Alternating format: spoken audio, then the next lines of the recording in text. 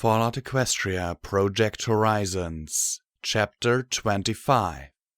Competition. I was gonna say in all of Equestria, but that might be gilding the lily.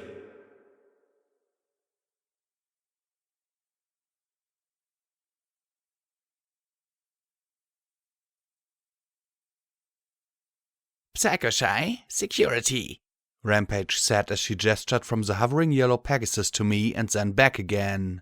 Security, Psycho-shy. If you're going to kill each other, do it in the arena where we can all watch the show. She stepped between me and the Pegasus, dragging her hoof claws over the concrete. Understand? She asked in a lower, more menacing tone. Sure, she's not worth my time anyway, the mare said as she flicked her mane dismissively. Her blue buck is much more interesting. See you later, webpage. With a snotty little giggle, she flew off through the store. Wow, I can't think of a single pony who's gone from complete stranger to pony I need to kick the crap out of faster than her.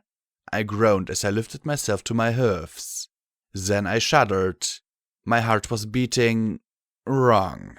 It hurt like it never had before, and its usual steady, paired beats had been replaced by what felt like some complicated, energetic dance. I just need a second here. I groaned again as I lowered myself back to the ground, rolled over onto my back, and listened to the irregular thudding in my ears. Why is it I keep meeting you when you're half dead? Rampage asked, rolling her eyes. She grabbed the collar of my barding in her teeth and started dragging me back to Bonesaw.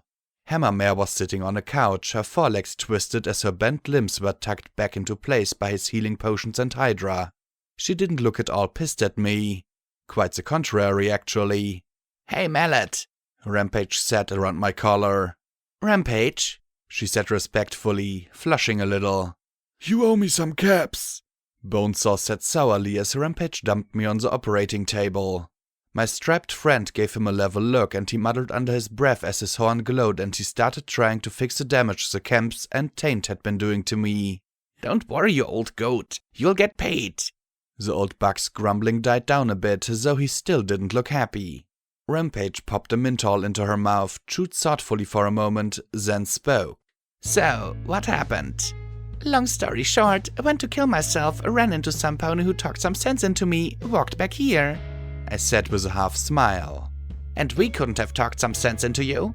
Glory was hysterical when we told her. I closed my eyes and grit my teeth. She sighed. You're an idiot, Blackjack. Don't do that to your friends, okay? Yeah, I won't. I think I worked all of that out of me. She smiled, looking relieved. I looked around. Where are Glory and the others? Glory's on the roof with Lacunai. Scotch and P21 are in the office.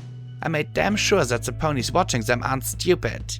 She looked over a few aisles to where Psycho-shy was fluttering over a small crowd that seemed quite excited to meet the pretty Pegasus psychopath. Psycho-shy wanted them taken as hostages. Since that get a lot of ponies killed, I told her you'd be fine coming with us to the arena to meet Big Daddy Reaper. My heartbeat was stabilizing even as the ache in my chest grew.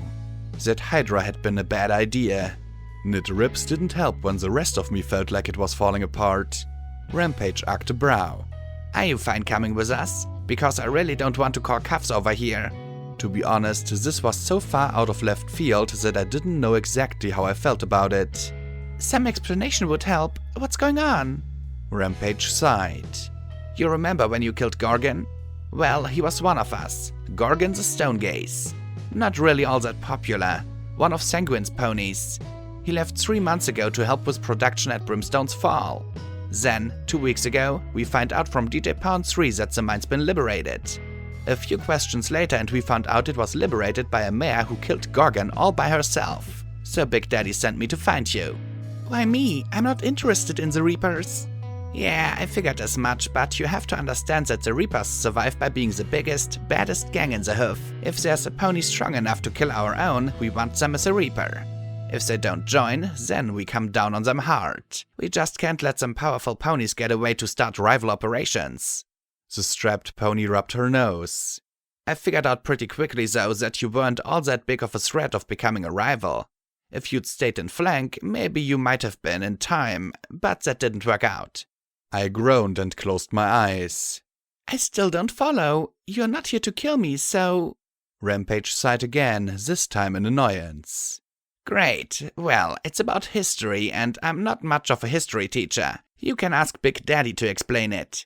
Come on, at least give me the abbreviated version. I asked, then winced as something inside me squirmed. Oh, I really hoped that it was supposed to do that. Rampage rolled her eyes. A while back there was a group of 6 ponies that tried to clean up Huffington. They went from one end of the city to the other, and believe it or not, Huffington was even worse back then.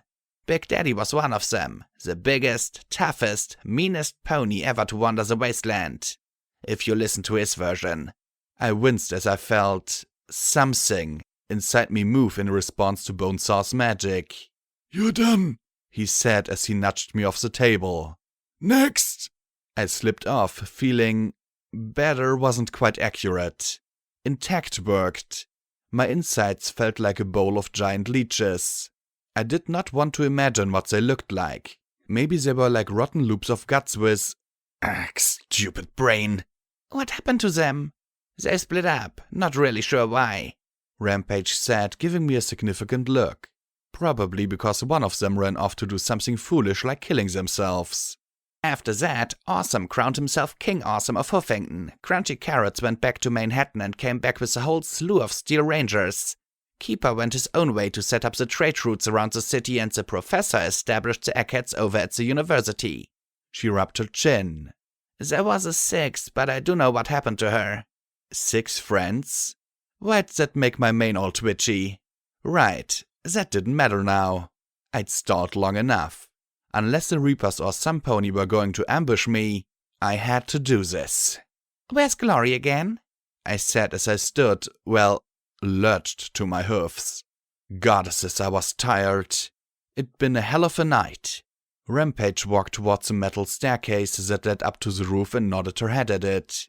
Word of advice, she still loves you, Rampage said softly, then added, "Oh, and word of warning, if Psycho-Shy or any pony else finds out I've given relationship advice, I'll have to kick a lot of ass, including yours." Thanks.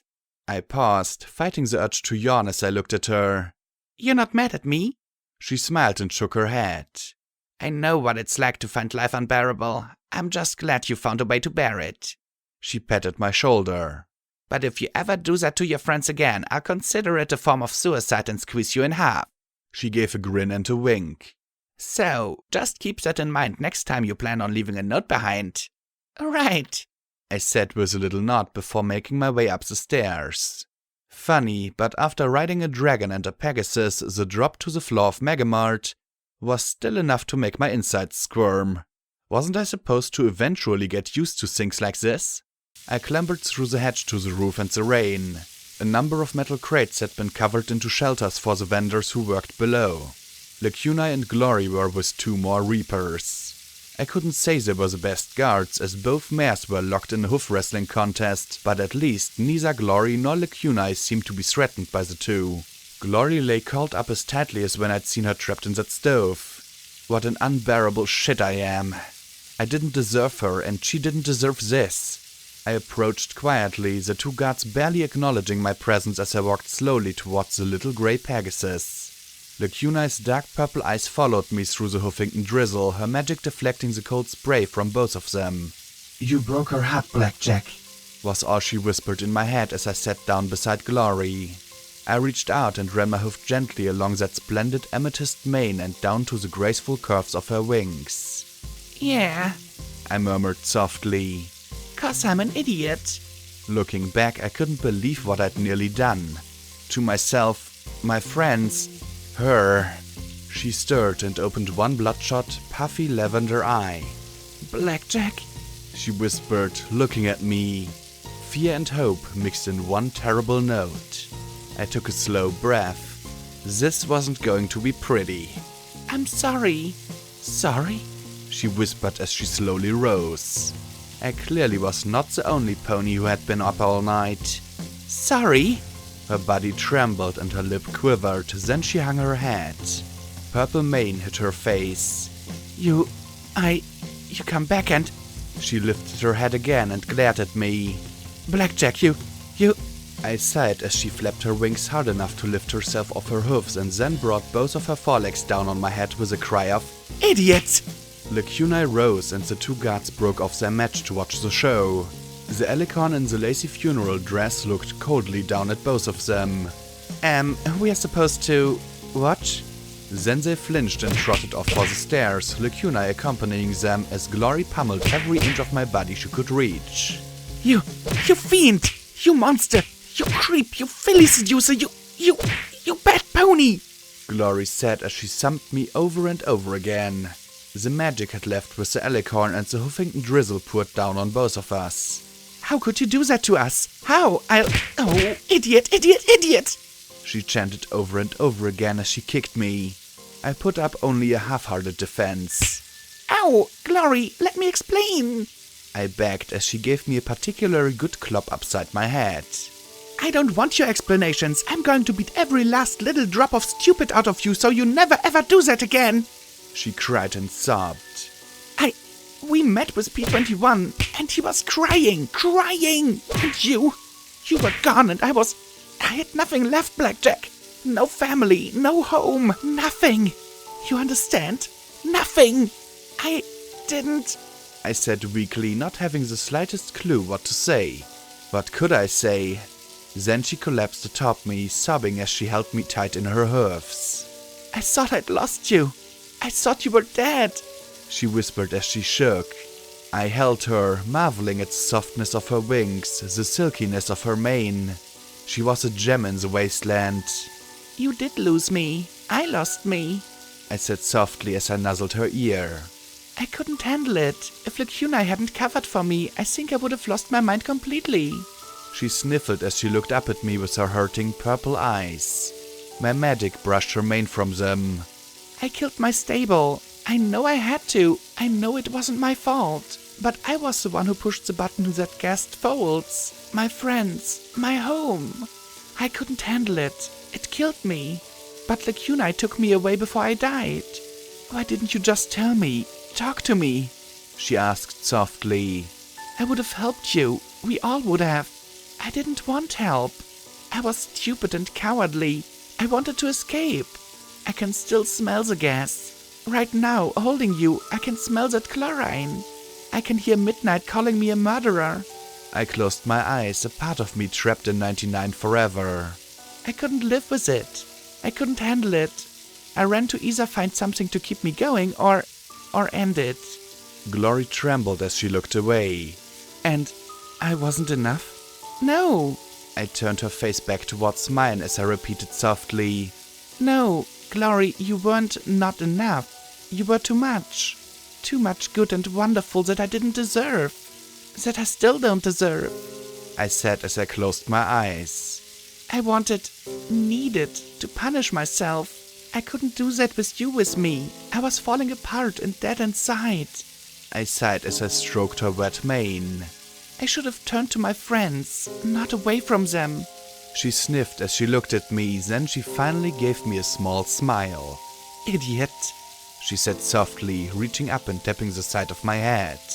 I don't know if we can be like we were, Blackjack. I just don't know. You make me happy, but you hurt me too. I'm going to need some time. Take as long as you need, I said as she slowly pulled away, looking down at me with an expression equal parts affection and weariness. I slowly rose to my hoofs, the cool drizzle welcome for once on my battered flesh. What do you think about these reapers? I expected psychopaths, Glory said, gathering herself and readily accepting the change in subject. We started back towards the hatch downstairs. But aside from that unpleasant yellow mare, they seem much more together. Horribly aggressive and violent, but considering what we've encountered in the wasteland so far...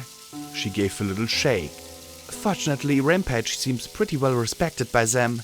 Eating a minigun and living will do that, I replied as I pulled open the hatch and started down. So, to avoid another massive fight, we're going to go with them and... But then my hoof slipped on the wet metal and I rolled and banked the last dozen feet or so to the ground. Glory flew down as I lay there groaning. Gravity sucks. Then I glanced at my forehoofs and stared at the slick black oil on them. I looked back at the steps. Gravity doesn't suck, you do. Psycho Shy snickered as she walked past us, snapping her tail at me. Are you kidding me? I muttered, staring at her as she walked out of sight. I fight off a swarm of manticores and Enclave, and now I have to put up with adolescent jerk-ass school pranks? Or you could, shoot her, Glory said as she helped me to my feet. Tempting, but, gun aside, I think I should talk to Big Daddy first before killing Reapers. She smirked. I didn't say kill. Just shoot her a few times. She pulls a stupid prank. Shoot her. She acts mean. Shoot her. Think of it as a spanking with bullets. Our eyes met, my lips twitched, and then we were both laughing as we walked to Bottlecap's office. We might not be lovers anymore, but at least I knew I still had her as a friend. So, she said, tell me about this Enclave you mentioned. So, then they flew out again, back west. I finished as we reached the door to the manager's office. I was dead on my hooves, but I needed to talk to P21, and then Lacuni, and Scott. Suicide would have been easier. I stomped hard on that thought. Never again. Glory, for her part, found Twister's paranoia more amusing than ominous. A touch overdramatic, we'd have just extracted her back to Navarro with a slap on the hoof for violating the non-fly zone. Glory might still have faith in the treaty, but after Mirrormare and Lighthooves, I'd stay on the skeptical side of things. I passed by Cuffs, Mallet, and Smokey, the mare who'd wielded the fire axe just half an hour ago. To my surprise, there was no animosity. Mallet asked for a rematch, and Cuffs asked if Glory needed some quality chain to keep me from getting away. I flushed as Glory looked at me in consideration of her offer. Then Smokey looked over at something. Look out, it's Psycho! The red mare muttered, and all of them watched sullenly as Psycho Shy slammed her hoofs against a nearby merchant counter, apparently haggling to get the price to zero. You don't like her either? Glory asked in surprise. Mallet snickered.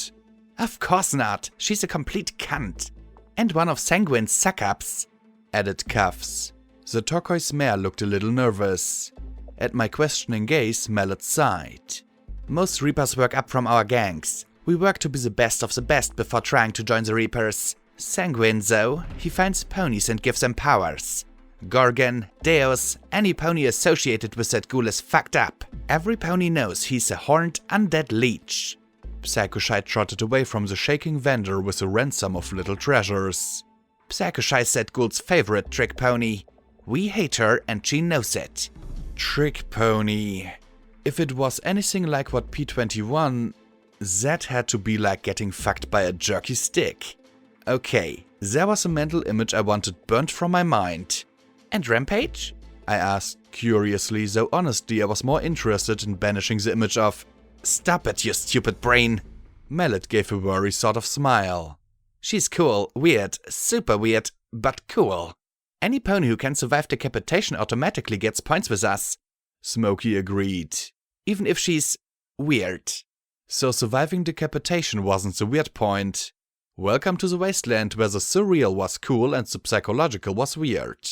Oh, I'm not so bad once you get to know me, Rampage said softly in just the precise tone to make even the three Reapers' mains stand on edge, not to mention mine and Glory's. She put her hoofs around Mallet's and Smokey's necks, pulling them into a headlock that had both strong mares struggling. Now, why don't you three help me get our wagon ready? Sure, Rampage, we're on it. Cuffs said quickly as the other two gagged for a few seconds more before they were released and ran for the door. Kids today. Rampage sighed and shook her head as she trotted after them. Are we sure we want to do this? Glory asked me, watching them go in concern. I mean, we might be able to sneak away. I don't want to leave Rampage, I said softly, dropping my gaze. I snuck out on my friends once. I'm not going to do it again. I caught Glory's smile. I might not be the smartest pony, but I could be taught. A little. Slowly.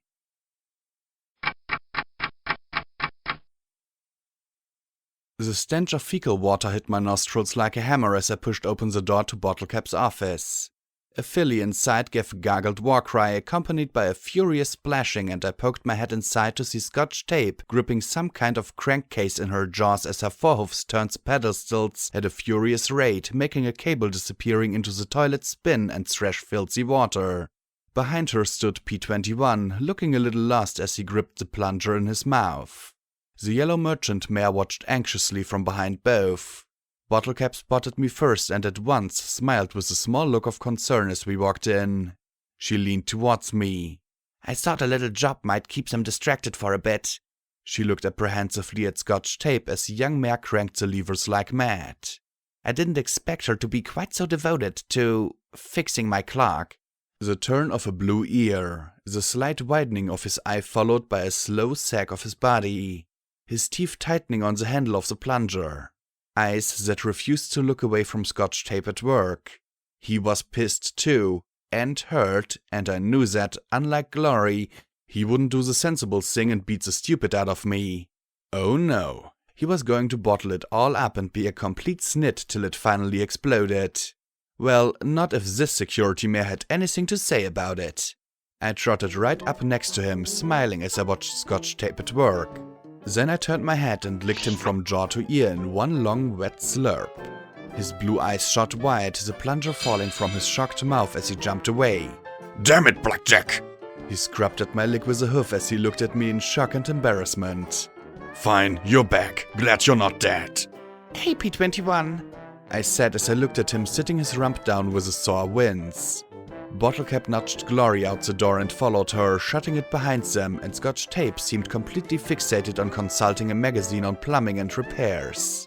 I sat before P21. So, you missed me?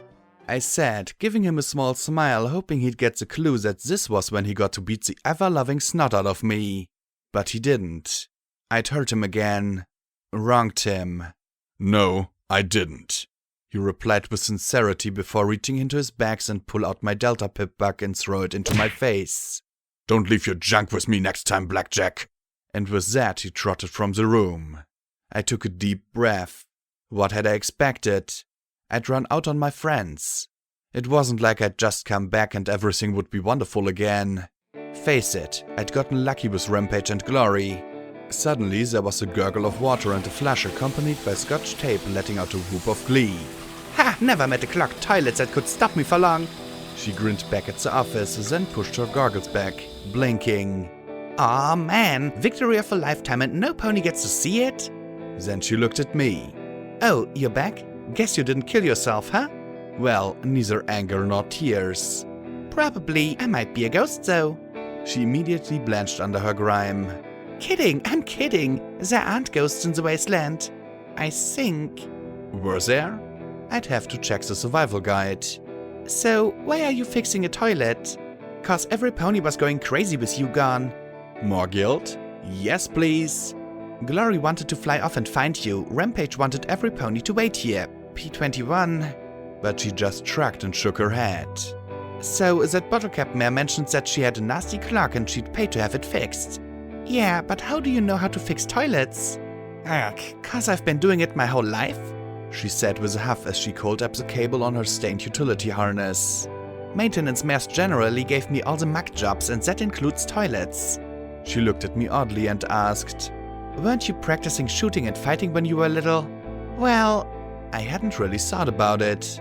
Wrestling, practicing with batons, training with BB guns, firearms training, and of course, lots of bullshit indoctrination lessons about how we had to serve the overmare without failure or question. I guess I was. I watched as she pulled out a rag and wiped her face. And how are you doing? She gave me a worried look I knew well. Then she sighed as she looked away from me and shrugged. In '99 I was forced to fix pipes and unclog toilets. Out here I'm fixing pipes and unclogging toilets and getting shot at by killer robots. Using guns, under that big freaky open sky thing. She shivered and then shook her head. I don't know how I'm doing, just bit by bit I guess. You don't have to come with us if you don't want to. I'm sure after fixing this, Bottlecap can help you find a job. Megamart had to be safer than following me around. I was just one long string of disasters. She looked worried as she looked back to her tools, making sure they ended up in the right pockets. Thanks, but you and P21, you're the most normal ponies I know now. And didn't that make me cringe a little inside? I'll just stick along.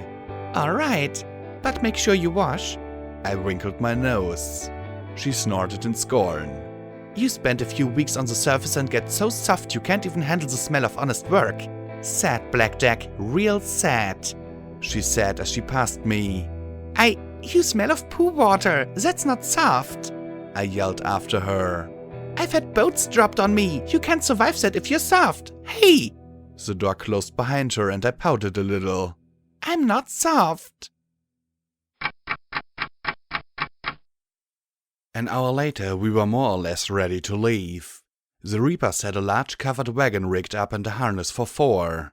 A shield of corrugated metal sheets extended around the front of the wagon to provide some cover.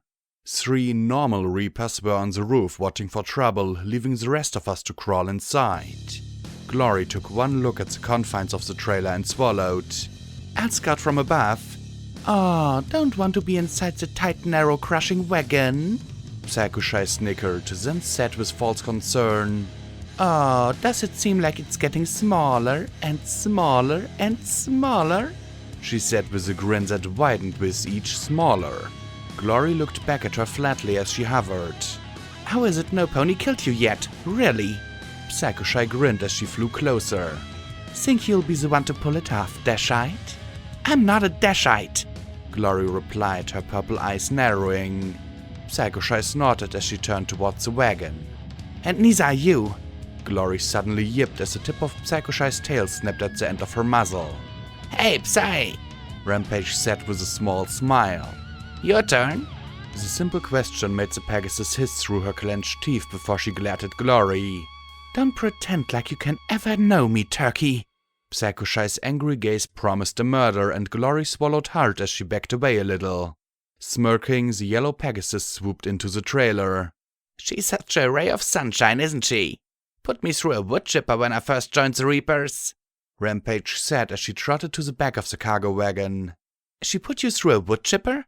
Scotch Tape gawked at Rampage skeptically, then glanced at me for confirmation. I smiled and shrugged. Industrial strength. She rubbed her chin and then glanced at Scotch Tape. Oh, it wasn't so bad. Just a burst of pain and then coming back together. I think reforming on the far side was the most infuriating day of poor Psycho-Shy's life. Why? Scotch asked in confusion. 'Cause she said she'd go through it too so long as I went first, Rampage said with a decidedly unhealthy grin. And I can't wait to see how well she handles it. Okay, this opened up whole new vistas of the fucked upness that was Reaper life, and I really didn't want to see more of them. I glanced at P21 but saw him not paying attention to us. Certainly not to me. I needed to talk him out of this. Find some way to make amends. I needed to... Oh, look, there were mattresses inside the trailer. I'd just lie down and talk to P21. I walked through the yellow-green haze, lungs burning, eyes watering as the shouts and screams echoed through the metal halls. Every breath burned inside my lungs, but though froth dripped down my chin, I didn't fall. My eyes watered, fighting to open, to see where I was going. I had to stop this. The screams and cries echoed and built as I pushed my way along the halls. It was more by feel than anything that I found my way through security. The overmare stood at the window, gazing out at the sickening poison with a smug grin on her face. My horn flashed once, twice, 3 times. The world crawled as if it were an SATS as her skull exploded. Black and red mane flew in all directions, 2 glowing eyes turning into luminescent pulp. I struggled to her desk, my hoofs working the controls. Slowly, magically, the gas began to clear. The Overmare's office was actually the atrium, and I was surrounded by dozens and dozens of friends, co-workers, and mere acquaintances. They looked at me, stomping their applause as they smiled, as they grinned, as they giggled, as they closed in. I'd saved them. I'd saved them. They fell on me, teeth biting, rending, tearing. I stared up at the round window, looking at the overmare with her black and red mane, her glowing eyes. I saw the cold contempt on her hard face as her horn glowed. The gas began to slowly hiss into the room.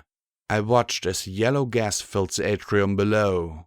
The foals and mares milled about, screaming in pain, fear, and confusion. Murderer echoed through the stable, never diminishing, never ending. The gas grew sicker and sicker. The door opened and admitted the security pony. Her horn flashed.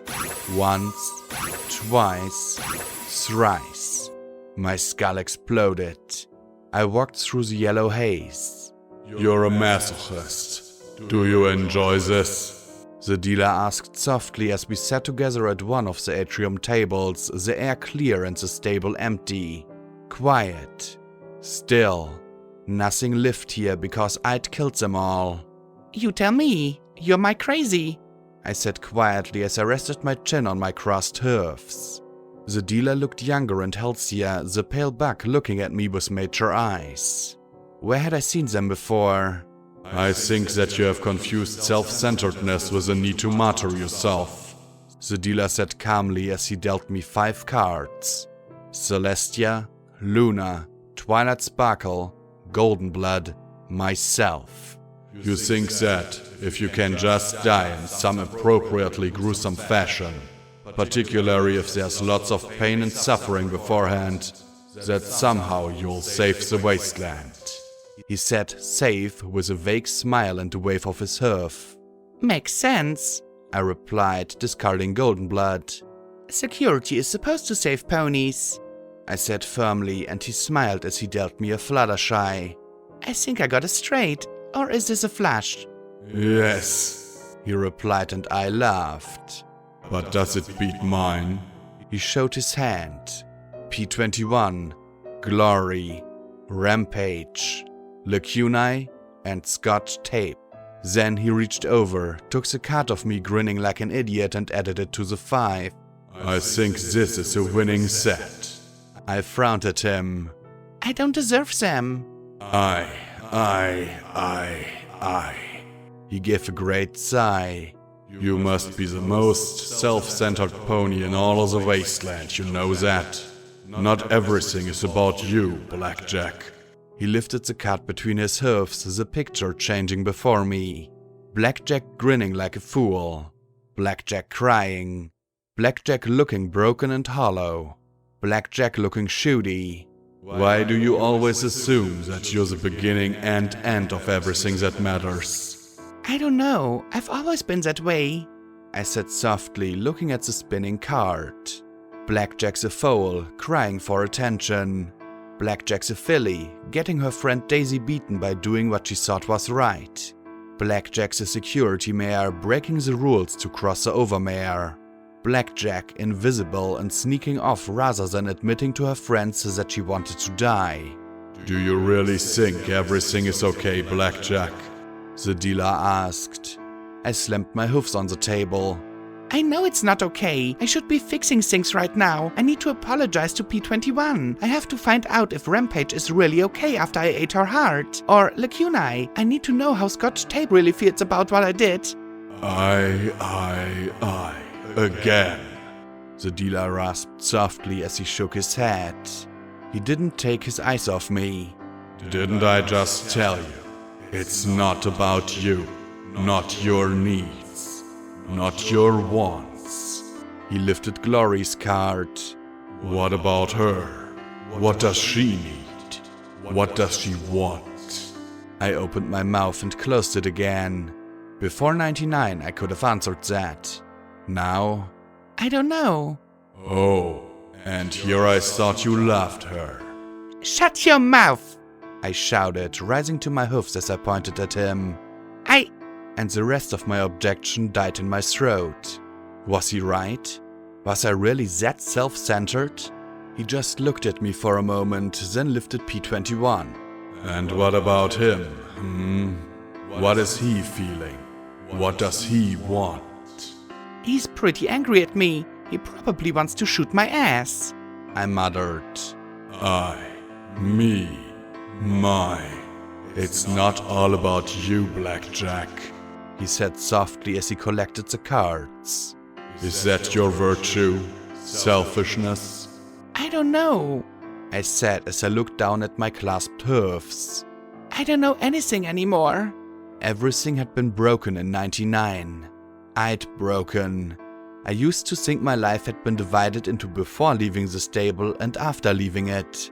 Now I knew better. I was divided into before killing 99 and after killing 99. My suggestion, you'd better find out, he said quietly as the gas started to hiss. Otherwise you'll really wish you'd stayed in here.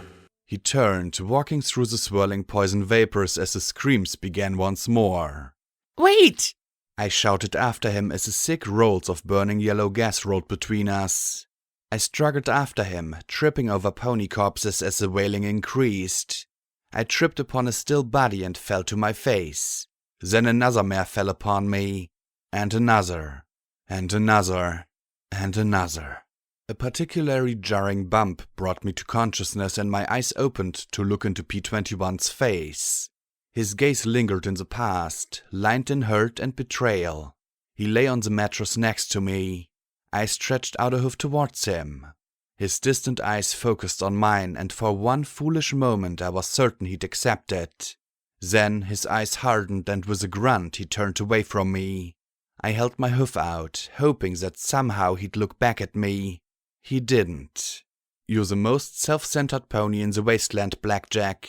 I did what I wanted. I got what I needed. All it cost me was a friendship. A few hours later, I awoke again, this time to the sound of yelling. Not screams, but cheering. It was like being back in Brimstone's Fall, walking through the train cart. Thankfully, my dreams were fading away. They'd kept drifting among Boneyard, the hospital, and 99.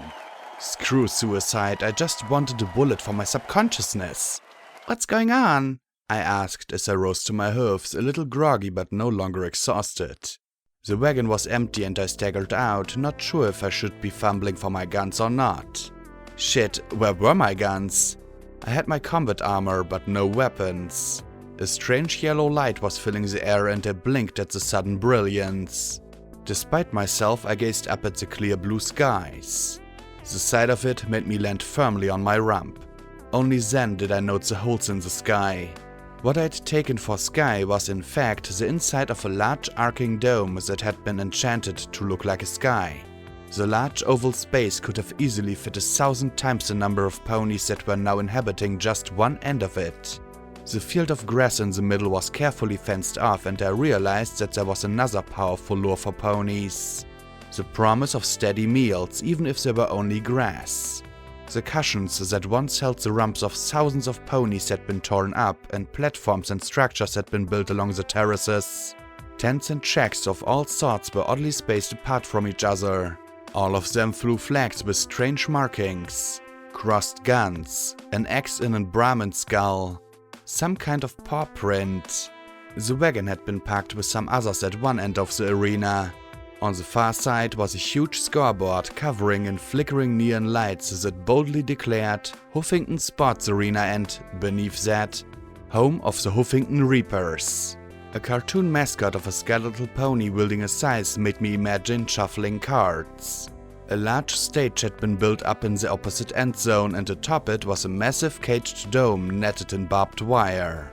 Beside it were smaller rings fenced in and surrounded by seats. Curiously, I saw that the tracks that ran the perimeter of the field was still clear of debris. While hoofball might not be played here, they still had a variety of competitions. As I walked towards the end of the scoreboard, I passed by clumps of bandits and gangers hoof wrestling, sparring, drinking, and practicing. I had to admit the amount of muscle I saw made my horn twitch nervously. These ponies were buff and denoted their allegiance with scarves, tattoos, brands, and other markings. "Boy, can you sleep," Mallet said, the caramel-coated unicorn floating her hammer overhead.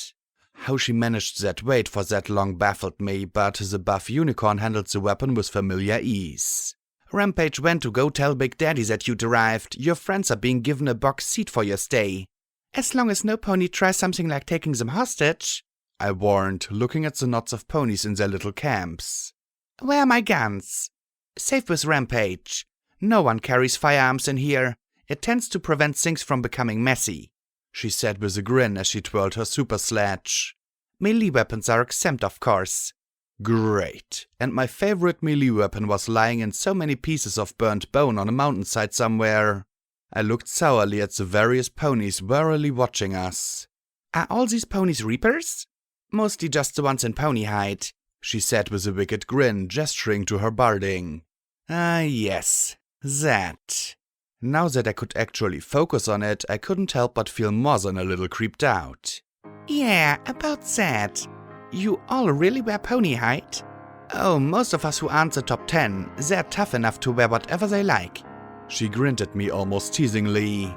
And there are some cry ponies who just wear normal barding. When did this become a good idea?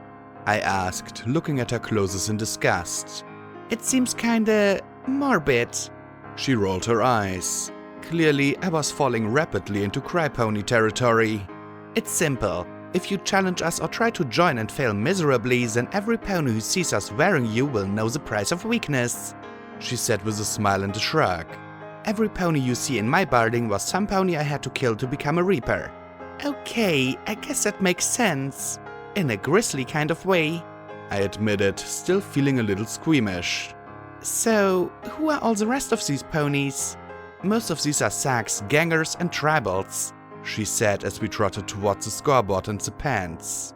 There are really only 60 or so reapers, which still makes us one of the biggest and toughest gangs around. Those are the flash fillies out of Progress, she said, gesturing to two mares with white collars and power shoes. Over there, she said, looking at the bonfire burning in the next little encampment. As a burner boys, nasty rivalry with the fillies on account burners are all assholes. There's the Floodstream 4, the Picos, or what's left of them now that Dusty's taken over. She gestured to a half-dozen or so forlorn-looking ponies. They glanced at me and immediately ran into their shack. Looks like they remember me, I said as I looked at Mallet ruefully. Sounds like you have a good reputation then, she said with a smirk. Most of these are aspirants. What we all call wannabes, supposedly the toughest of the tough of their respective tribes and gangs. She snorted in disdain.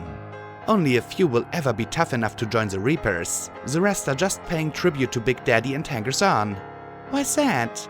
I asked as I passed by a dozen Pegasi and Earth ponies around a banner of a yellow satellite dish on a black field. All of them wore the Dashite brand, even the Earth ponies. I wondered if Psycho-Shy was originally from them.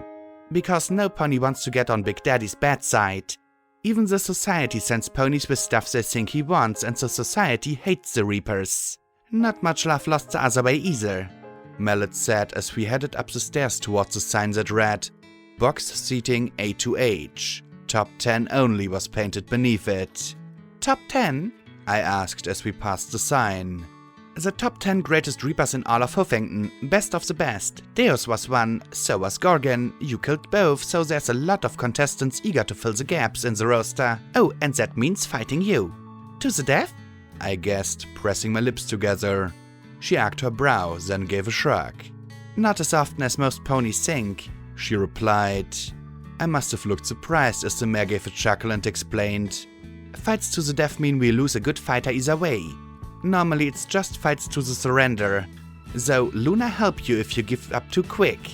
And accidents happen. She grinned at me. I'm pushing for Gorgon's spot. Not sure who I'll have to challenge for it though. What about me? I asked, hesitating to look at the two mares sparring against each other with lengths of pipe. Their stance was definitely too narrow, and they were going to break a tooth if they weren't careful. That depends on you and Big Daddy. Kill a Reaper and he might let you walk. Kill a top 10? Never happen. Kill 2? Never happen twice, she said with a chuckle. Upstairs, we entered a wide hall that was marginally less choked with debris than the stands below. There were a number of faded posters in broken frames showing the various teams that played at the arena. The Cloudsdale Skykickers, the Canterlot Cavaliers, The Philadelphia Phillies and the Appaloosa Pioneers were just a few of the teams that were intact. The best preserved seemed to be the Manhattan Maulers, which had been converted into a shrine of hatred. Epitaphs were written on the wall, floor and even ceiling for 10 feet, but the poster itself was untouched. Directly opposite it was a shrine to the Huffington Reapers, with chipped plastic trophies filled with bottle caps, magazines and pictures of the team. Was it my imagination, or did they look particularly unpleasant? I don't get it. Most of the other posters are torn up a little. Why not them? I nodded to the Maulers. She looked at me like it was obvious and then adopted the stable ponies don't know nothing expression. They were the Reapers' greatest rivals 200 years ago. Now I was more confused than ever. Wouldn't that make the poster more likely to get scribbled on? She looked at the poster of the 18 ponies in green and white.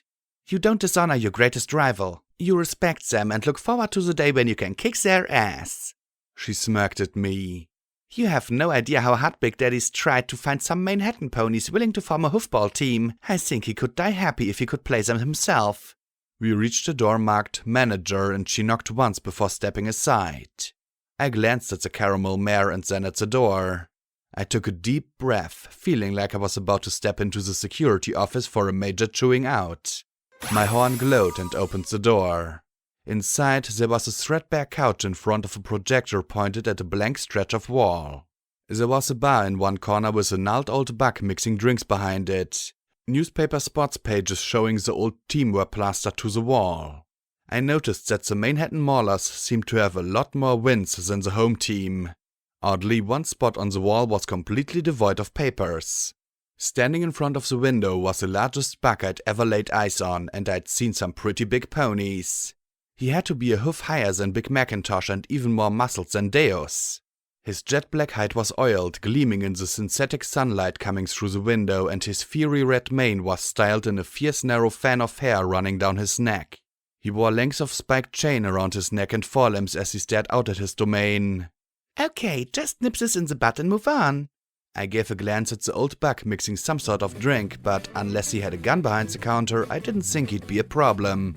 I really hoped he didn't run for help. The old buck arched a wide brow as he looked at me, his dark sunglasses hiding his eyes. I took a deep breath, put on my shootiest look and marched right up to the huge buck. Hey, Big Daddy! He turned, looking at me with a scowl as if questioning who was this mare who dared speak to him in such a tone. What? I pressed forward and thumped my hoof against his chest. Hopefully I could just bowl him over and convince him that I wanted no parts in his war. Look you, I'm not a Reaper and I've got better things to do than beat the crap out of ponies.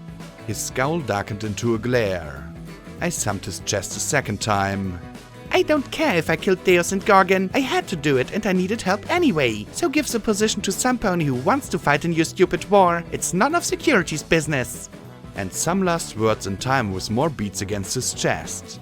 So leave me out of it. He stared right back into my eyes, his gaze narrowing. I wondered if he could break me with a stare alone. What are you talking about? I took a half step back and thumped his chest again half-heartedly before giving a sheepish grin. Hi, you're not Big Daddy, are you? I felt myself bending under that stare as I smiled and stroked a hoof over his oiled chest.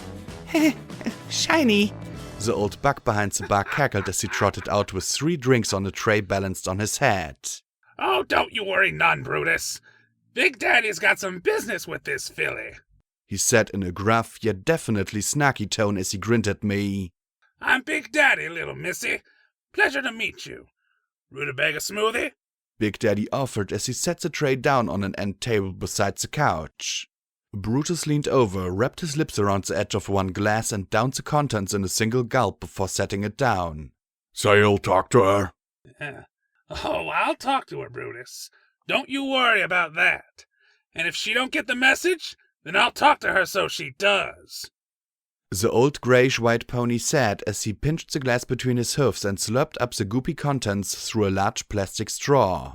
The huge black buck simply nodded once, his skull softening before he glared at me and snorted.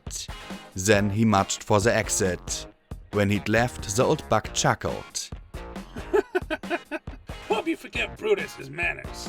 He's having issues with a mare who don't understand that no means stop crawling in my bed. I swear, sometimes I feel more like a school mom than the head of a gang. I stared at him. You a big daddy? He wasn't particularly big. Fit, certainly. He was covered by stringy, wiry muscles that stood out in stark relief against his scarred hide. A raggedy white beard dangled under his chin. He bobbed his head once. I pointed a hoof at him. You're Big Daddy. At your service. He said with an amused grin. But you're old. I finished lamely. He blinked and suddenly swayed. Oh my goodness, you're right. Oh, there goes my knees. Oh, my back. Oh, it ain't what it used to be. He moaned as he suddenly tottered and began to stagger towards me. Oh, help me. Get me in my walker. Oh, I'm going the way of old Mr. Abernathy. He whined as he stretched 2 staggering hoofs towards me. Despite myself, I reached out to help steady the swaying buck. My offered hoof was seized in a grip of steel, and suddenly I knew exactly why that one spot on the far wall was free of papers. With a resounding thud, I slammed into the wall and landed in a heap on my stomach. Little glories flew around my head as the buck leapt atop me and in one swift grab seized me with his rear hoofs, grabbed my left foreleg and twisted it behind my back. I had no idea how he managed to hold on. The one thing I was definitely sure of was that leg wasn't designed to bend that way. Who's your daddy? He cried out. I couldn't even see him for a magic bullet spell. I don't know. I think we retired him when I was 9 or 10. Wrong answer.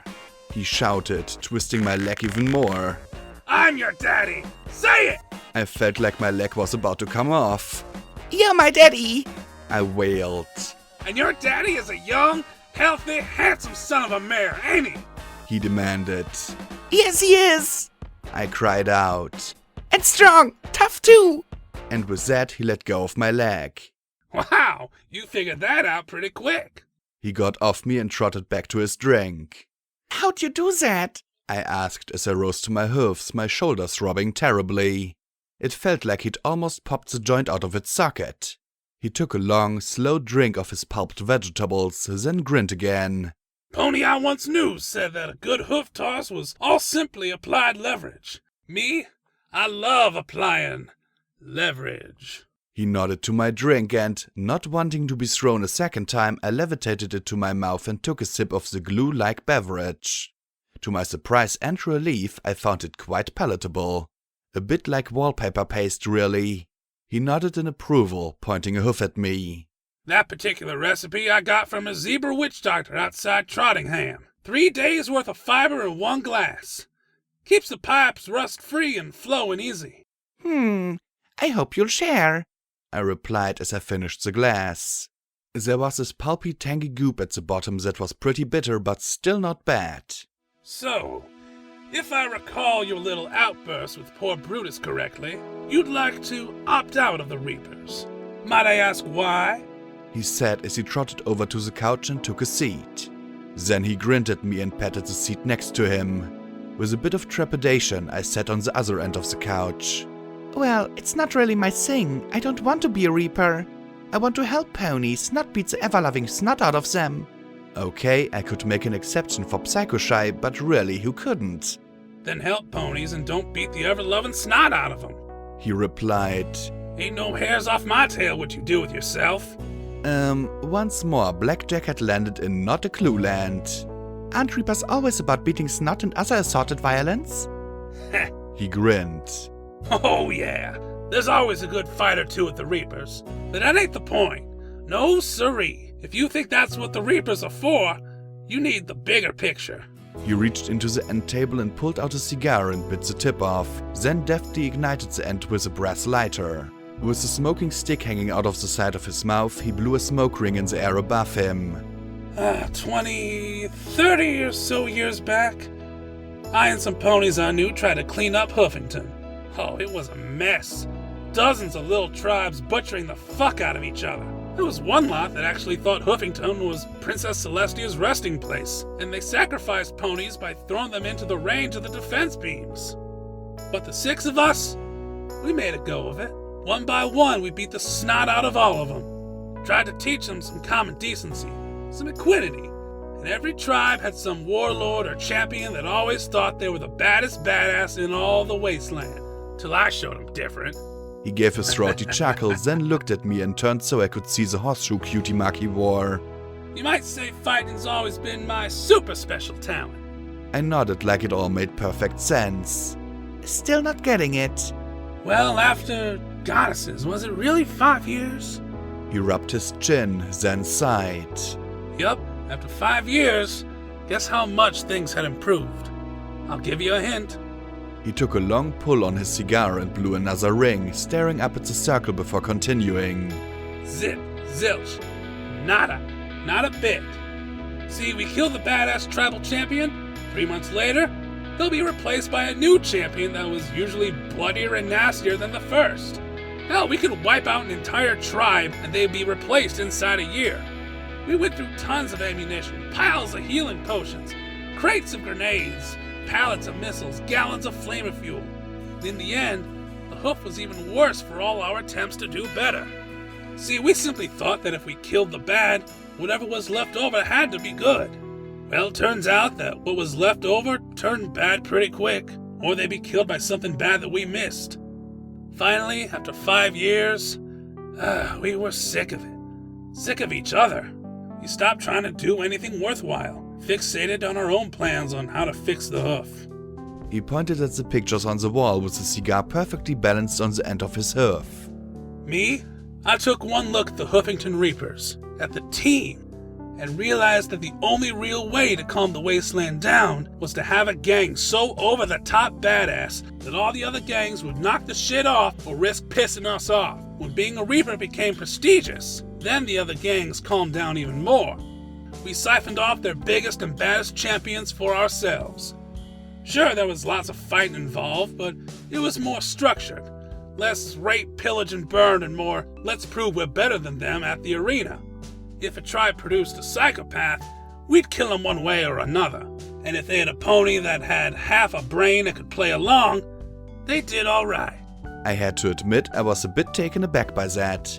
Still, I found the whole thing a little bit off. So, if I say yes, what do I get? He flipped the cigar into the air and caught it between his grinning teeth, rolling it to the corner of his mouth. Oh, plenty. For starters, there won't be a gang or thug in the hoof that dare cross you. You could trot one end to the other and no pony would give you grief. You'll also find all sorts of ponies are generous to a Reaper. You'll have room and board here, maybe not as cushy as at Elysium, but comfortable. And you'd have the backup from the biggest and toughest fighters in all the hoof. And the catch? I asked. He considered me for a moment and rolled the cigar to the other corner of his mouth. He stroked his chin as he regarded me through those glasses. The catch is, you back up your fellow Reapers. That means stomping any pony that crosses us or threatens us. That includes the Steel Rangers, Society, or any pony that does us wrong. It also means proving yourself in the ring every few months. Show that you're tough enough to take on a challenger or four. I know how you handled Mallet when she was sent to retrieve you. She's good, and you took her and her friends. As far as I'm concerned, that shows you got the guts to shine in the Reapers. I thought about it. I really didn't owe the Steel Rangers anything. In fact, I didn't know much about them or their plots. Period. But I also didn't need to screw them a bit, really. And if I say no? He let out a long, low sigh. Well, then you go on your way, and I hope you come to your senses and change your mind. But the fact is, Security, you've become a bit too high profile around here. It was cute when you were doing finder errands and the like, but after dealing with those psychopaths in the stable, some pony's gonna want you to sign up with them. And if it's not with the Reapers, then I won't need 100,000 caps to get every gang or thug and killer on your tail. Hell, I'd consider it a good season training. But I'd hate to think of the waste of time and life it'd be when we get a scrap Brune with the Steel Rangers. I frowned at him. Why are you two fighting? There doesn't have to be much reason, but you see, we had a ceasefire going since raiders were hitting us, and Megamart and Toll. An agreement in good faith. He snorted, 2 smoke rings from his nostrils. Then a few days back, they launched a surprise attack on the Zenith Bridge. fired a grenade right at our barricade. We responded, and then they had the balls to claim we broke the agreement. Oh dear. This was 4 days ago? He nodded once. About the time we were passing under the Zenith Bridge on the Seahorse. Shit. I see. Well then, I'll have to think about your offer. I said as I rose to my hoofs again. One thing though, Sanguine. He snorted. What about him? He works for you? Sanguine works for no pony but himself. He keeps my fighters healthy and makes some of them even tougher. Big Daddy said with a dismissive wave of his hoof. Got some old world magic from before the bombs. And he creates monsters, I added. Big Daddy grinned from ear to ear around the cigar. He set it in an ashtray and pushed down his glasses so I could see his glowing amber eyes. Now we're all monsters here in the Reaper's security. Best to stay with your own. We'd gathered in Rampage's quarters, which were a little more cluttered than I expected. A dozen menthol tins lay stacked neatly on the desk along with a few candy canes. A bookcase held police procedurals and training manuals. Another corner had 3 strange wooden masks and a weird curved stone statue that looked like molded rock. She also had a lot of knives displayed on a wall, from rusty metal carvers to heavy mechanical rippers and even elegant single-edged swords. Rampage herself had shrugged out of her armor and lay on the extravagant king-sized bed. Glory was trying to fix a snack in the little corner kitchenette, but I supposed that I'd be the only one with an appetite for it. It's not much, but it's home, she said with a thin smile as I looked around. You could have Gorgon's room, but you'd have to deal with having Psychoshy as a neighbor. I'm not sure I'll be taking him up on that offer, I replied. Rampage sat up, brushing back her red mane. Are you sure about that? I mean, really sure, 'cause I'd reconsider if I were you. I heard Big Daddy say his piece, I replied as I walked to the window and looked down at the practice rings. Let me ask you something, Blackjack, she said as she rolled off the bed and trotted in front of me. We went a long way from flank to 99. Did you notice us getting attacked by the Blinkerton boys, the Choppers, or the Half-Hut gang? What are you talking about? I asked in confusion. Right, you never heard of them.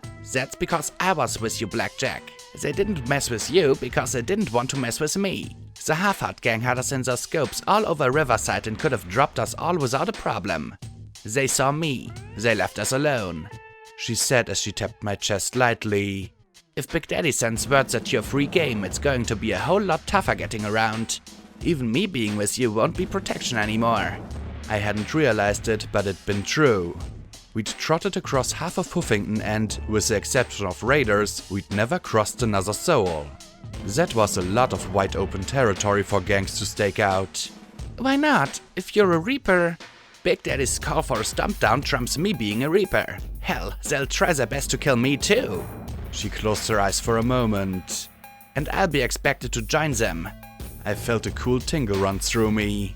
And would you? Rampage looked at me, then sighed and shrugged. Don't know. Ask me when they do. I like you, Blackjack. You got me out of that nightmare in 99. I really thought that I was screwed.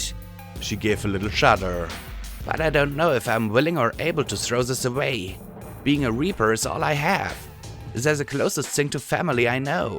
They're not the only thing you have, Lacuna said softly in our minds.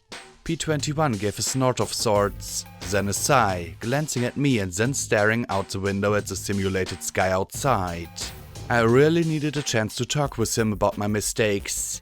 Maybe there's something we can do to put us in good standing with Big Daddy but not become a full Reaper? Glory said as she dumped various foods and drinks into a blender. I'd told her about his smoothie and she'd been keen to see what she could make blend. Rampage considered that. Maybe. He only calls for stomps on ponies that cross the Reapers. What if we stop this fight with the Steel Rangers? I asked. The striped pony looked intrigued.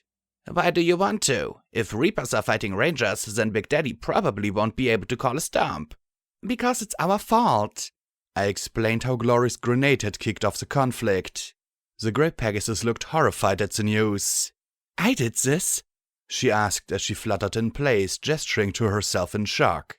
Rampage snorted. Believe me, this fight's been brewing for years. It was going to happen, and now it'll keep going until some pony wins. If we back the Reapers, then Big Daddy will owe us big time. I noted her use of we and us. That made me smile. And if we help the Rangers? P21 asked. I don't know, Rampage said, though she didn't look at all enthusiastic at the idea. Probably they'd give us some of their guns and bullets. I can't think of more than that. Lacuna rubbed her chin thoughtfully. Which power would be best to back in Huffington? Well, there's the Reapers and the Steel Rangers. You've got the society down south. Finders are all over the place, and the eggheads in the college, Rampage said. The society ponies are all aristocrats? Lacuna queried. Yeah, they're based out of the Elysium Resort, a special spa that was made to cater to the princesses, the ministry mayors, and the rest of the really elite. They control the food and a lot of the money. Lots of politicking now that King Awesome is getting on his years, Rampage said with a sniff. And the eggheads are interested in learning and technology, I said, remembering Archie at the clinic. Can't the factions get along? Splendid was able to work with Archie. Glory coughed. Blackjack, I'm not sure you remember, but when we left, you looked like you wanted to shoot both of them on general principle. I don't think they actually wanted to work together. She put some pickled eggs and sparkle cola into the blender. I didn't like the society ponies for using slaves, but I didn't know enough to really decide. The eggheads sounded good, but when I thought how hopeless Archie had been, I wondered if they could actually do anything. There's also the Enclave to consider, Glory added. I rounded on her. What? There's no way I would assist the Enclave, Glory. Lighthoofs is one rogue operative. The Enclave is the strongest power in Equestria. Perhaps some elements are misguided, but the rest are still good and might be capable of helping us. If we assisted the volunteer corps, perhaps we might be able to persuade them to investigate Lighthoofs closely and make him pay for his disease. Glory looked at the blender, apparently satisfied, and hit the on switch. Do we have to pick a side? Scotch Tape asked. I mean, can't we just tell them sorry, not interested? The young olive mare had a point. I don't think so, Rampage said, shaking her head. Big Daddy wasn't wrong. When we stopped all the raiders in 99, I think all the powers realized that security's a big deal. We might stall them for a while, but eventually they'll start assuming we're not with them. I looked at all my friends and then at P21. He sat quietly beside the window, looking pained. I supposed his knee was hurting him more than usual. What do you think? He looked at me, eyes narrowing, and said in a low voice, Do whatever you want, Blackjack. You always do. I felt like he'd slapped me as he rose and limped to the door. What was that about? Scotch Tape asked in confusion. Are all males so cranky? I didn't know how to explain to her I'd betrayed our friendship.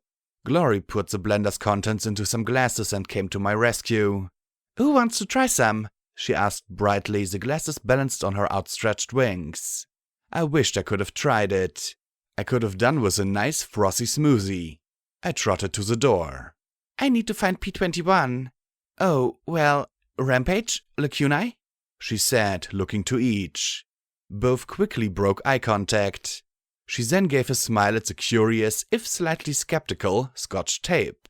Oh, come on, it can't be that bad. I've had poo water in my mouth, Scotch said with a snort at the other two as I stepped out. There was a loud gulp and then, a second later, a thud. Great, you killed her, Rampage said crossly. I glanced back at the green mare curled up in a fetal position, eyes staring straight ahead. Mama, is that you? She whispered in a daze. I didn't think it was that bad, Glory said in a rush, shaking the shivering earth pony. I closed the door, catching Lacuna's thought, asking, Glory, do you ever actually taste your own cooking? I looked all over for P21, but if he didn't want to be found, then I wasn't going to find him without a pip-bug tag. Still, that didn't stop me from looking.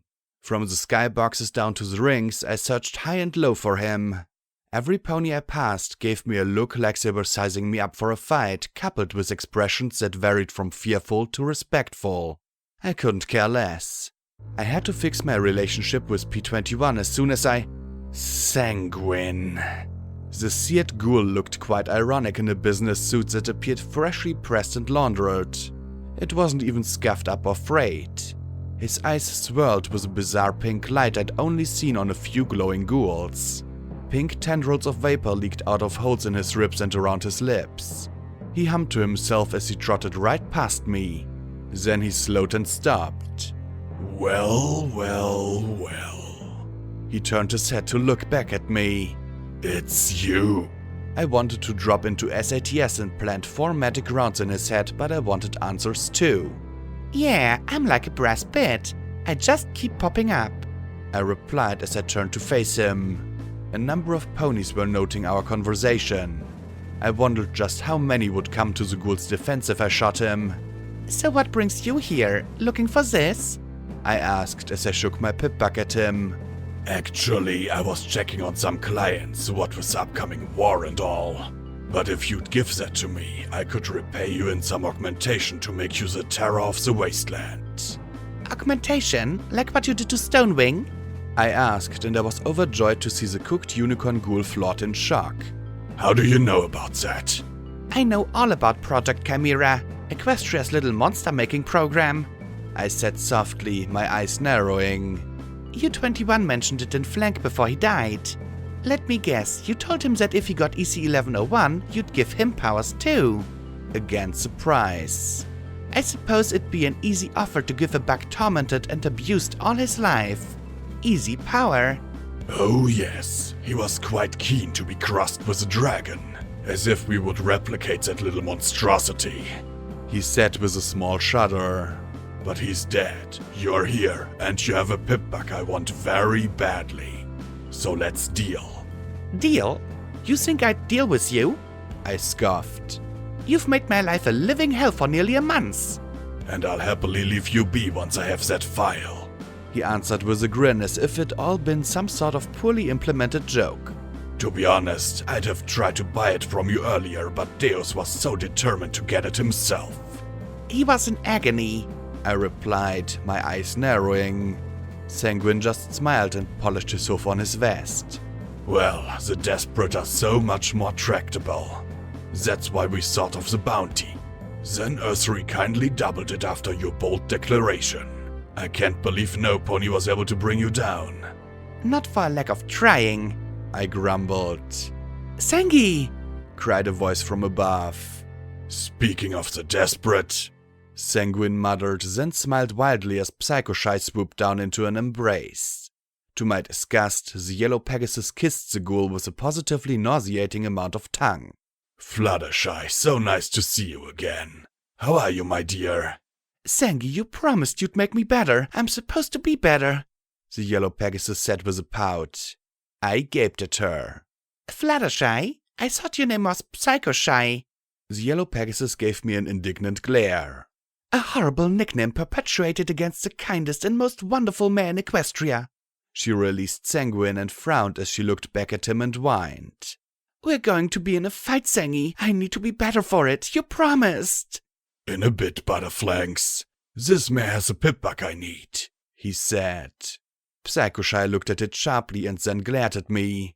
You have it? A weak loser like you? I couldn't help myself. I held it in her face and gave the device a little shake. She snapped. Give it to me right now! I snorted. As if. She narrowed her eyes. I challenge. Suddenly, the ponies looking on began to talk to each other in excitement. Some pony instantly started to call out bets. The odds, I noticed, were not in my favor. Excuse me? You're going to have to explain this Reaper stuff to me, I said dully. Fortunately, Mallet appeared from the milling throng, looking flatly at the yellow Pegasus. What's the challenge? The Caramel mare asked Psycho-Shy. I want that pip-buck, she said imperiously. Mallet turned to me. Do you accept her challenge? Wait, challenge?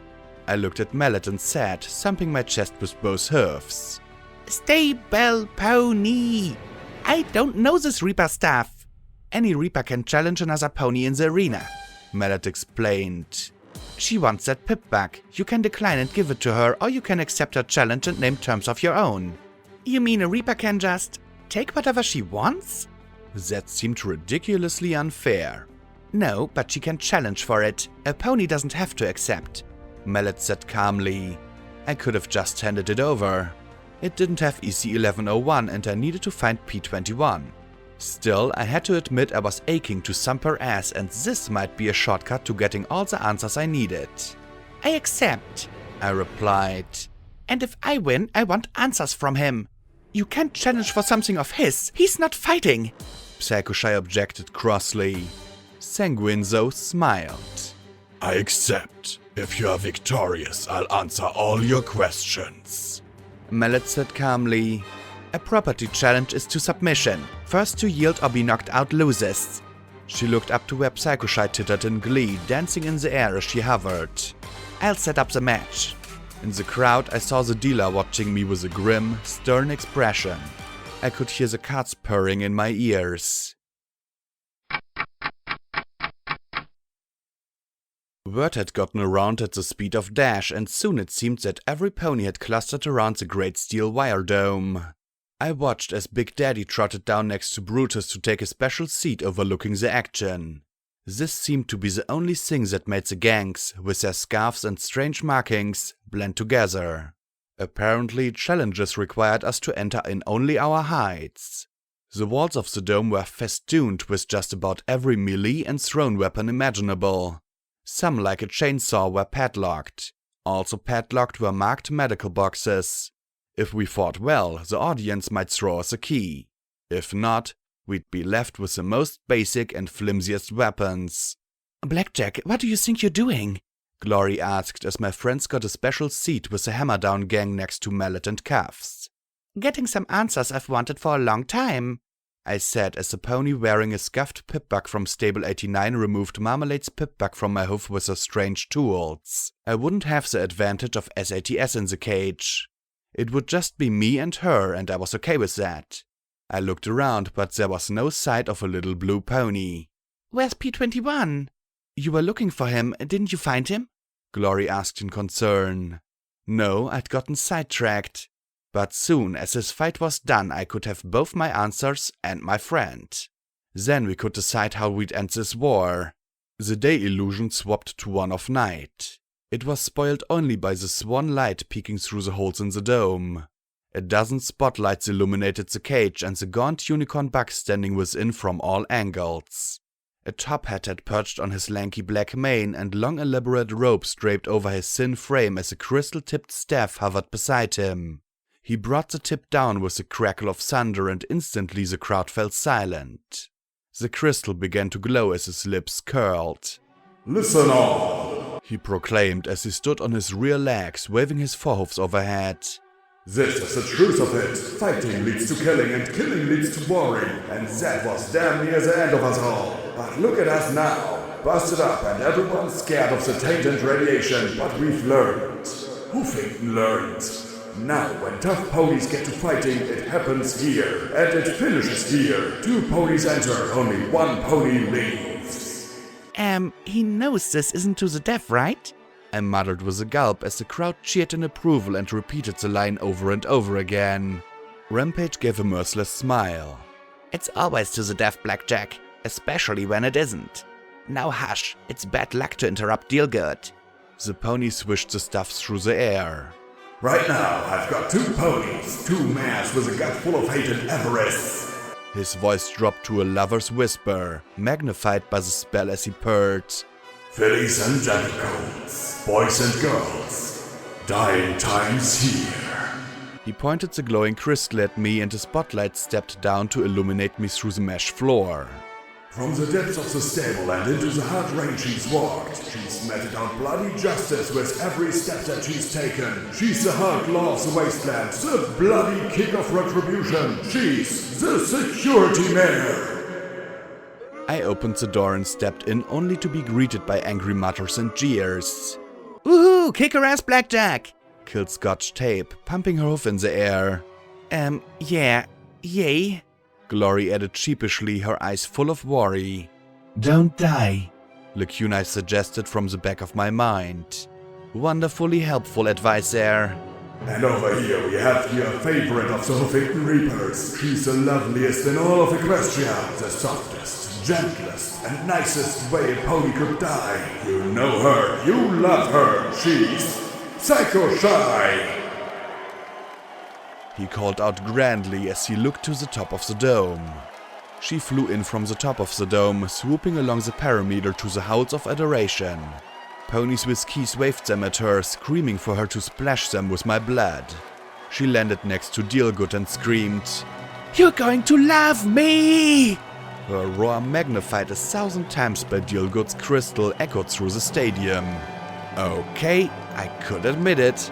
I was fucked. We trotted in front of Dealgood. Fight's simple. Get to the weapons, use them however you can. This is a challenge to submission. Fight as long and hard as you can till your bones break if you must. Tap 3 times and you're done. Get knocked out and you're done. Die and you're done. He said with a greasy grin at me. Other than that, don't worry about the rules. There are none. I'm going to break you for being so mean to Sanguine. Psycho Shy hissed softly at me. Won't be the first time, I countered as we trotted to opposite sides of the dome. A rope was looped around our necks. If I tried to grab a weapon with my magic or she lunged for me, we'd be choked. I looked longingly at a shotgun chained just a few feet from me with a bright red padlock on it. Looking around, the ponies waving the red keys sure didn't look at all interested in tossing them to me. I saw an old, ratty, sharpened shovel to my left. Then I felt hoofs on my tail. Hey! I started, but then looked back at P21. His blue eyes were strange, bloodshot, tired, haunted. He held my tail for only a few seconds and then released it. Looking at me, he swished his own tail. What was he trying to tell me? Good luck, Blackjack, he said softly. I hope you get the answers you're looking for. With that, he turned and started back into the crowd.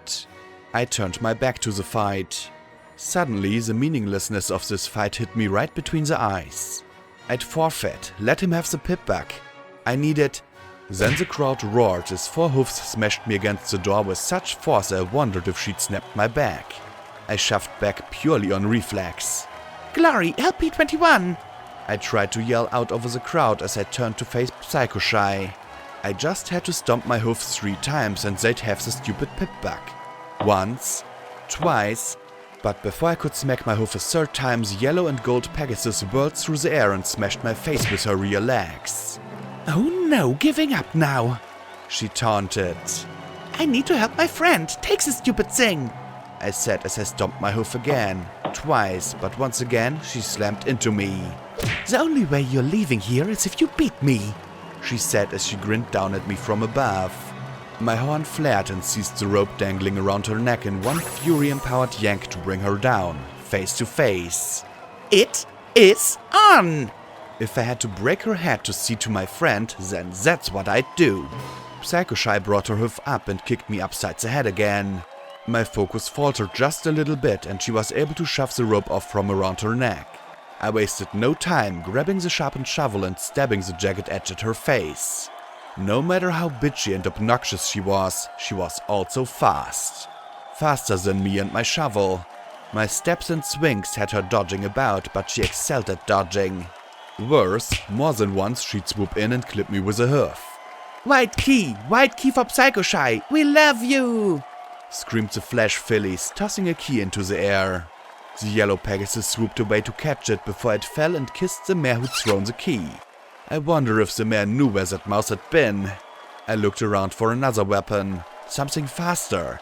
Rusty knives, a rake, a carpenter's hammer. What I really wanted was a shotgun. Dealgood trotted atop the cage, announcing in his amplified voice, Oh, surprise, surprise! The fillies have flung their key into the ring. Well, they've always had a warm and electric spot for the beautiful, lovely, kindly mare. I snorted. In a rat pig's eye. I stomped my hoof 3 times, but no pony was paying attention. I nearly screamed in frustration. They wouldn't let me quit till they had a good fight. Then I noticed a tan key being held out towards me. Dealgood caught that, of course. Oh, it looks like the Picos out of Brimstone's Fall have decided to throw security a bone. Psycho-Shy had gotten a power hoof from the fillies. I saw a 10 medical kit and raced over, jamming the key in the lock. I popped it open, hoping for something, anything that could end this fight early. What I got was an earthenware jug. Well, now it looks like the drinks are on the Picos, unless I miss my guess that some of Dusty Trail's own Grade A moonshine. Dealgood chuckled. Personally, I'd rather have a power hoof, but beggars can't be choosers. Psycho-Shy's hoof crackled with energy as she gave me that grin I knew and loved. There was only one thing to do with a bottle of alcohol. I pulled the stopper and lifted the bottle to my lips. It was like drinking pure fire. Suddenly my aches and pains didn't feel like much at all, and now I was grinning too. I thrust the jug overhead and screamed at the top of my lungs, "Yeehaw!" They wanted a fucking fight? It would be a fucking fight. Psycho-Shy charged straight at me, her hoof crackling with arcane energies that probably blast my face off. I squatted, dropped the bottle into my forehoofs, and then threw the heavy jar right into her face with all my strength. Her eyes went wide as the jagged bits of pottery slashed at her hide and the burning alcohol splashed in her eyes. I reared up and brought my hoofs down just as she slammed into me, hitting her so hard she bounced. She sprawled out on her back before me. "Don't you get between me and my friend!" I bellowed as I reared up again to finish the fight. Then she drew back both her legs and smashed both of them right into my reproductive organs. Moonshine or no, I felt that. Oh, and security gets a hoof drop from her loveliness herself. Doesn't look like she enjoyed it much. Dealgood laughed from overhead. I forced myself to my hoofs, focusing on standing. I lifted the shovel to block her glowing forehoof, but the weapon shattered under the impact. Slowly I limped backwards. My horn snatched up a rake. Shattered. A hubcap. Shattered. Every weapon I grabbed was busted by that crackling power hoof. I tried to fire a magic bullet at her, but without SATS, every time my horn flashed, she dodged aside. "Ah, fuck it!" I shouted and then lunged forward with no weapon at all, catching Psycho-Shy by surprise. There were rules to fighting, but right now I was chucking them all out of the window. I tackled her instead, and though I wasn't as hefty as an earth pony, I was heavier than her. We rolled in the dirt with me punching, biting and kicking every inch of her I could. "You wanna fight dirty? Let's fight!" Close in, her power hoof wasn't as effective. I was too dumb to guess why and too pissed to care. I bit hard on her ear, chewing like it was Rampage's heart. With a great heave, she threw me off and took to the air again, looking hurt and pissed. And worried. I spat a chunk of her ear, or maybe it was my tooth, to the side and grinned up at her. Pink key for Psycho-Shy!" yelled some ponies that looked familiar. I thought I might have seen them around flank. Psycho-Shy flew over to the appropriately labeled box and opened it. A restoration potion and some needles lay there. Oh, why couldn't I have had that key? I charged across the arena, but she gulped down the potion and jabbed the chem into her leg. Well, is that Stampede from the Half-Nut Gang? Why, I think it is! Dealgood crowed in glee.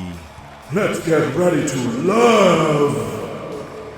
I stared in horror as Psycho-Shy's pupils shrank to pinpricks. "Love!" She screamed as she slammed her power fist at me with a crackle. "Love, love, love, love!" With each cry, she battered at me with no thought or care for defense. I ate one hit, and after that it was all I could do to avoid another. The crowd was chanting along with her, and each time the word was uttered it seemed to push Psycho-Shy harder and faster. Even with the moonshine, I was definitely feeling run down. Then I ducked as she swung her hoof into a metal post, and with sparks and a crackle the power hoof finally died. A united "Aww" of disappointment rose from the flesh fillies. I turned and gave her face an Applejack Applebuck, crushing her nose and knocking her back enough to get some space. I needed something and no pony was offering to help me. I looked at my friends, but they had no key to give me. Nothing to help me. Psycho-Shy was still under the effects of Stampede. Any second, she'd be all over me again like fleas in my tail. P21. Swishing his tail. Touching my tail. I lifted my tail and stared at the tiny brass bobby pin. Of course he'd cheat to help me. I pulled the pin out and jammed it into a dark blue box, much to the outrage of the crowd. I had only seconds to do it and I doubted I'd have a chance to force the lock. With a click, the container opened and I saw a rejuvenation potion and a tin of Mentos. Scooping up both with my magic, I jumped aside in time to avoid the hoofs that dented the armored healing kit. What did I have to lose? I chowed down on both. As the healing washed through me, I realized I'd committed a major fox pass. Clearly, using a bobby pin was a violation of the spirit of the game, and there were a half-dozen offering their keys to Psychoshy now. She was in such a stampede-induced frenzy that she missed them, but that wouldn't last. I needed something to get them back on my side. And Big Daddy was watching. Suddenly, I realized that it didn't matter how much I stomped. He was going to keep this fight going. I didn't just have to win. I had to win like a Reaper. Like one of the top 10. And that meant I'd have to put on a show. Psychoshy, you're under arrest for being a spoiled brat, a complete bitch, and for getting on my nerves. I'm taking you down. I yelled as I pointed my hoof at her.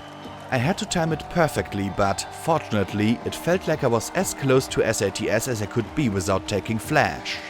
I smashed her face with my hoof each time she charged. You have the right to remain silent. Use it.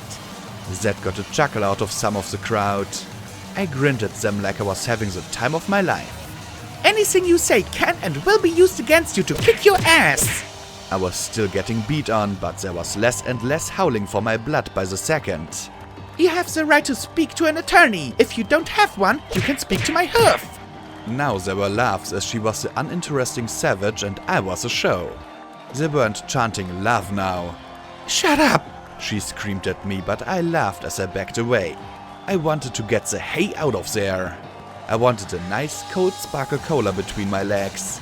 The healing magic had done a little bit for that particular pain.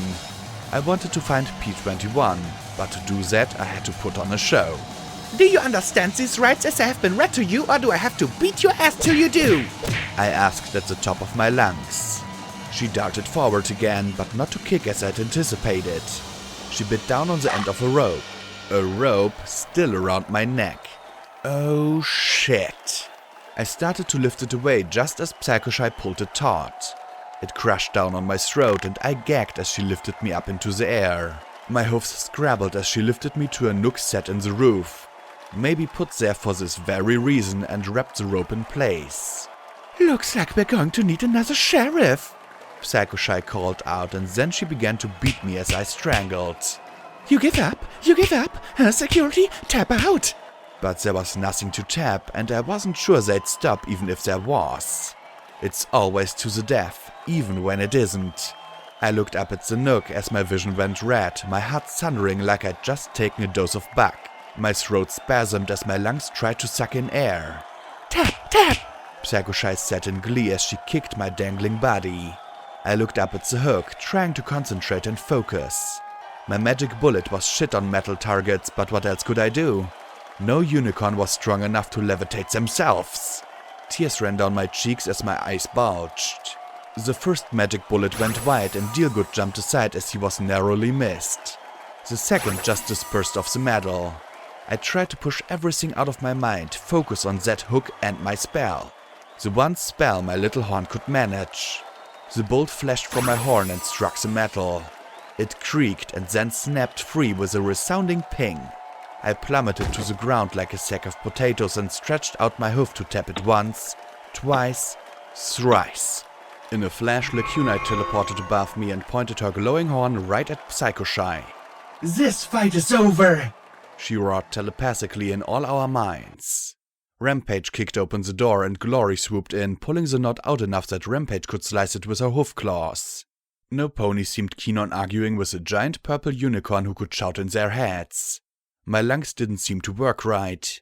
Glory held my muzzle carefully and took a deep breath. Then she blew into my lungs. I felt my chest inflate and gasped, coughing and hacking. Loser! Psychoshy fluttered a little unevenly, the stampede bearing off to meet the adoration of her fans. I just focused on the adoration of breathing. Dry hoof stomps drew my attention as Sanguine approached, my pip-bug hovering beside him. Well, that was an incredibly amusing fight. Still, I have what I want, and with this, some very important ponies will be quite happy. You're True Blood, aren't you? The well-dressed pony gave a wide bow as his cracked lips spread in a grin. That's how you know about Project Chimera. He looked impressed. Of course, he replied softly. I was involved in Project Chimera from the beginning. Goldenblood's gift to Fluttershy. A project to take her mind off her broken heart. We'd make ponies too tough to kill, adaptable to any environment. It was quite a joy. Truly, Gorgon was the first stable specimen. But with time, we made others. Then he let out an irritated hiss. Unfortunately, 2 years after the assassination attempt, Goldenblood started having reservations. He cancelled the project, sealing its findings and put the specimens in suspended animation. I was transferred to projects making insectite talismans. Me, the master of biological arcane research, killing bugs. He bristled at the indignity before calming and continuing. Fortunately, Twilight Sparkle proved infinitely more open to the possibilities of transforming ponies into alicorns. His eyes turned to Lacuna, his glowing pink eyes swirling with speculation. I'd love a biological sample. Clearly, he wasn't mistaking her for anything but what she was. Over your dead body, Lacuna replied coldly. Been there, done that, he answered with a chuckle. Oh well, with EC1101 I can make a whole lot of ponies happy. Especially myself. Now I had my turn. What are you talking about? I don't have EC1101. He froze. What? All his smug amusement melted away. My Pip-Bug was destroyed when it got struck by lightning, I rasped softly. His eyes immediately widened and a look of absolute horror washed over his face. No, that's not possible, he stammered. If it were, Horizons would have... But then he shut up. His eyes glared at me balefully and a long thin plume of pink mist curled out of his muzzle like a tongue. Oh, sneaky. I didn't think heroes were allowed to lie. I'm not a hero, I groaned as I rubbed my throat. Rampage handed me my gear and I dug out some watery healing potions from 99. In a few more days, they'd be worthless. Project Horizons would... what? I asked as I drank 3 in rapid succession, healing most of my battered body. I'd definitely keep the bruises around my throat though. Never mind, it must be on some other Pip-Bug. His eyes immediately latched onto Scotch tapes. Oh no, psycho ghouls on her. You're right, I said as I dug in my bags for the Delta Pip-Bug. It's right here. I activated it and brought up the file. To my shock, immense relief bloomed on his face. Why? What is Project Horizons?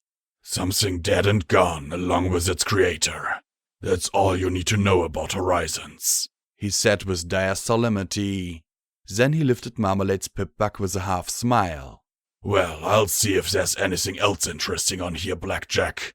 Maybe find something else to convince you to hand it over. One way or another. Not a chance, I rasped, then coughed. I was going to have a hell of a bruise. Pity. Well then, it was very nice meeting you, he said politely. I look forward when we can do it again. And with Marmalade's Pip-Bug floating beside him, he trotted to where Psychoshy was recovering. Why didn't you tap out sooner? Glory asked me as she rubbed my throat. You didn't have to win her stupid fight. She tried, but sometimes Dealgood's got lousy vision, Rampage said with a glare at the gaunt bug and the 2 fluzzies that flanked him. My bet is Big Daddy kept the fight going. You'd surely win that bet, Arlost, Big Daddy said with a chuckle. I wanted to see for myself just what security was made of. Good stuff. I glared at him hard, but he wasn't ashamed of what he'd done. I could see it clearly now. If Psychoshy hadn't challenged me, some pony else would have. It would have been just as deadly too. He caught my look and pointed a hoof at me. Oh, don't be like that. I needed to know you had the sand, and you did, even picking a lock mid-fight. Ballsy. Then that show you put on for the crowd? Genius. I couldn't tell if I was drunk or not. The menthols seemed to be counteracting the effects of the potent moonshine. I sure was pissed though. I needed to find my friend. Something's wrong with him. That little blue guy? Didn't see him. Big Daddy said with a shrug as he trotted over to congratulate Psycho-Shy. Where's P21? Glory asked in concern. I saw him at the start of the fight, but now he's gone. He should be here. We have to find him, I muttered, rubbing my aching throat. Glory can search the stands from above. Lacuna and Scott can look around the tunnels. Rampage, talk to any pony you can. I'm going to the skyboxes to get my gun. I'd be damned if I trotted around here without a firearm anymore.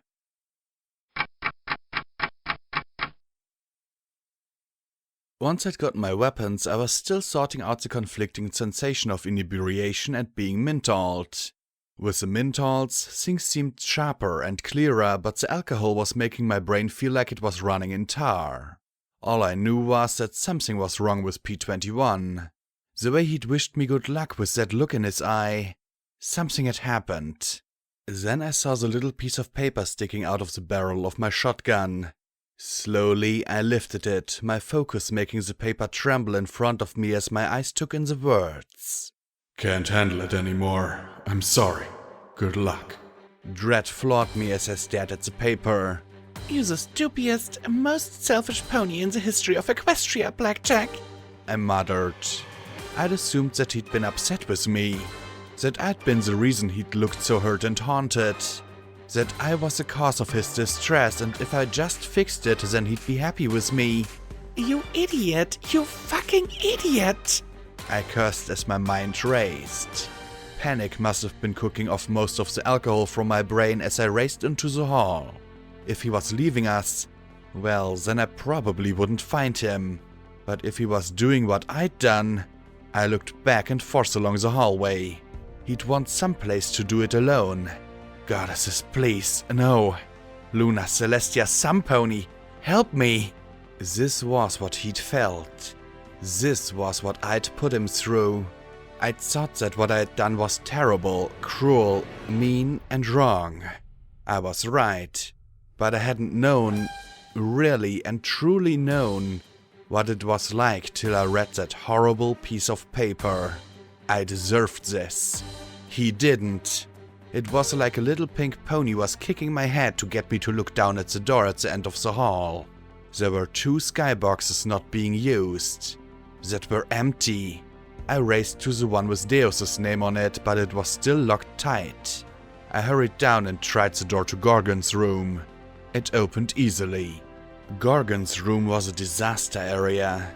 It more resembled a den than a room, with the walls smashed and kicked. There were dozens of empty syringes laying about and a few filled with rainbow sludge. My pip-bug was clicking softly from the background radiation in the room. The bed was more of a nest than a mattress. The only sign of sanity was a small collection of pictures and a little statue. But no sign of P21. I almost left then and there to tell my friends what had happened when that pink pony bashed my brain with a super sledge and my eyes saw the door. The bathroom. I scrambled across the room, knocking over a drum of radioactive goo. I couldn't care less. All that mattered was that I find P21 in time. That was all that mattered. All that mattered. He'd used a wire. It was wrapped several times around his neck and an exposed pipe in the ceiling. He'd stepped off the sink. His face was the color of Lacuna's hide as he dangled there limply. My scream died in my throat as I got underneath him and heaved. Take a breath. Breathe. Nothing. I stared up at the pipe and the wire.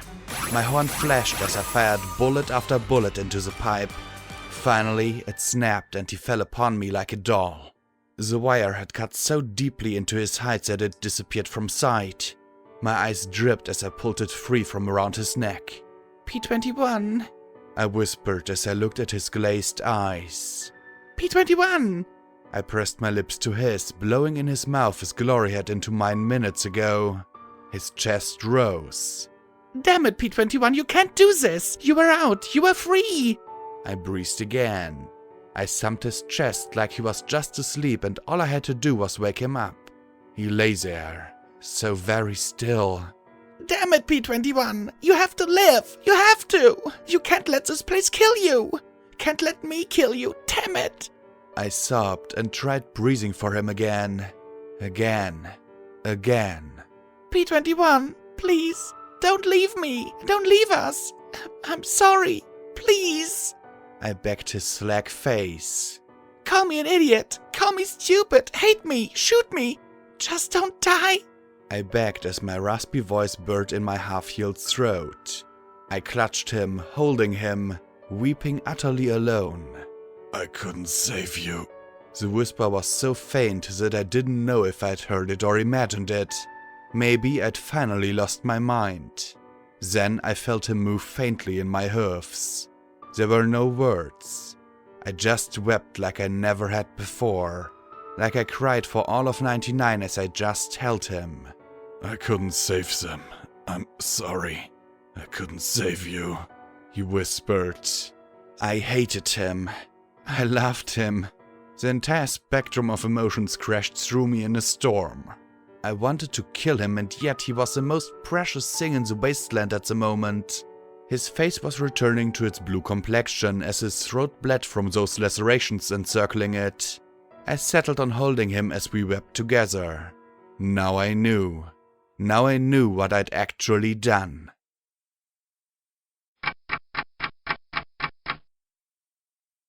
When we'd both stabilized a bit, we sat on the remains of Gorgon's shredded mattress.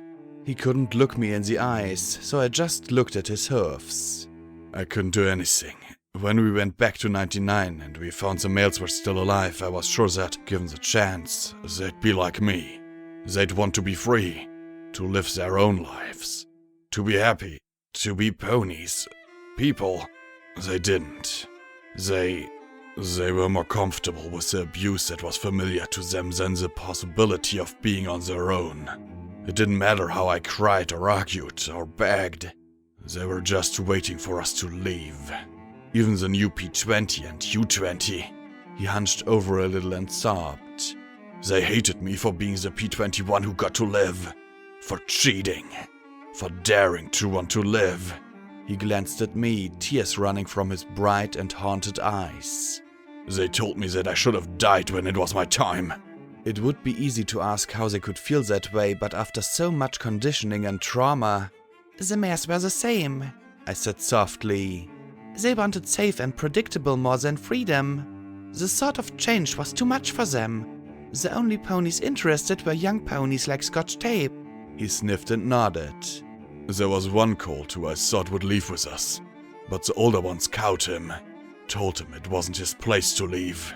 He gave a terrible noise, half laugh and half sob. I always thought it was the mares keeping us down. They didn't have to. We did it to ourselves. We did it. I hugged him, and though he stiffened, he didn't push me away this time. But worst of all was when I made you kill Stable 99. He whispered, shaking in my hoofs. What? That was my call. I knew there was a chance the food supply was contaminated. I guessed it'd been contaminated since the first round of raiders. But I was more concerned about the bugs than about making sure that the stable was safe and secure. He drew a shaking breath. You'd lost your mother and found glory. And as you've said, you're not the smart pony. I am. I should have done something. Done more. It's my fault Stable 99 was contaminated. No, it's my... When was I going to learn? Everything didn't begin and end with me. He looked at me and I realized that he felt every bit as much guilt as I had. How had I missed it? Why didn't I realize how deeply he'd blamed himself? What kind of friend was I? When you told us you were leaving, I knew you were going to do something about the stable. You had to. I thought when we were all out that we'd talk about it. Glory would object. I'd back you up. I was already thinking about how I could collapse the tunnel. Then you threw the pip bugs through. He shook even more as he stiffened.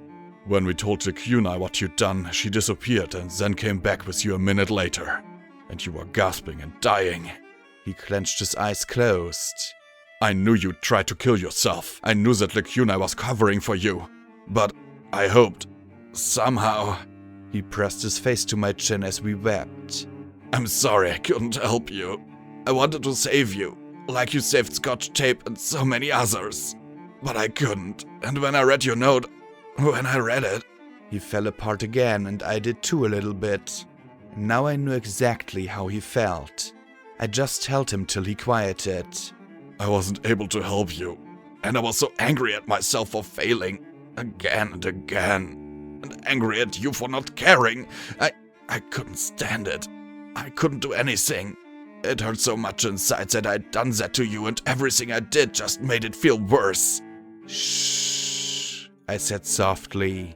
If you'll forgive me for leaving, I'll forgive you for the same. He didn't say a word. He didn't say a word. He just gave the tiniest of nods against me.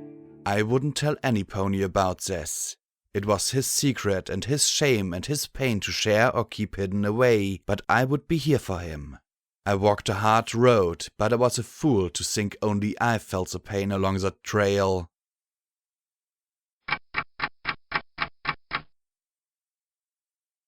After we'd put most of our tears behind us, he was cognizant enough to realize that I had rainbow goop splattered across my leg.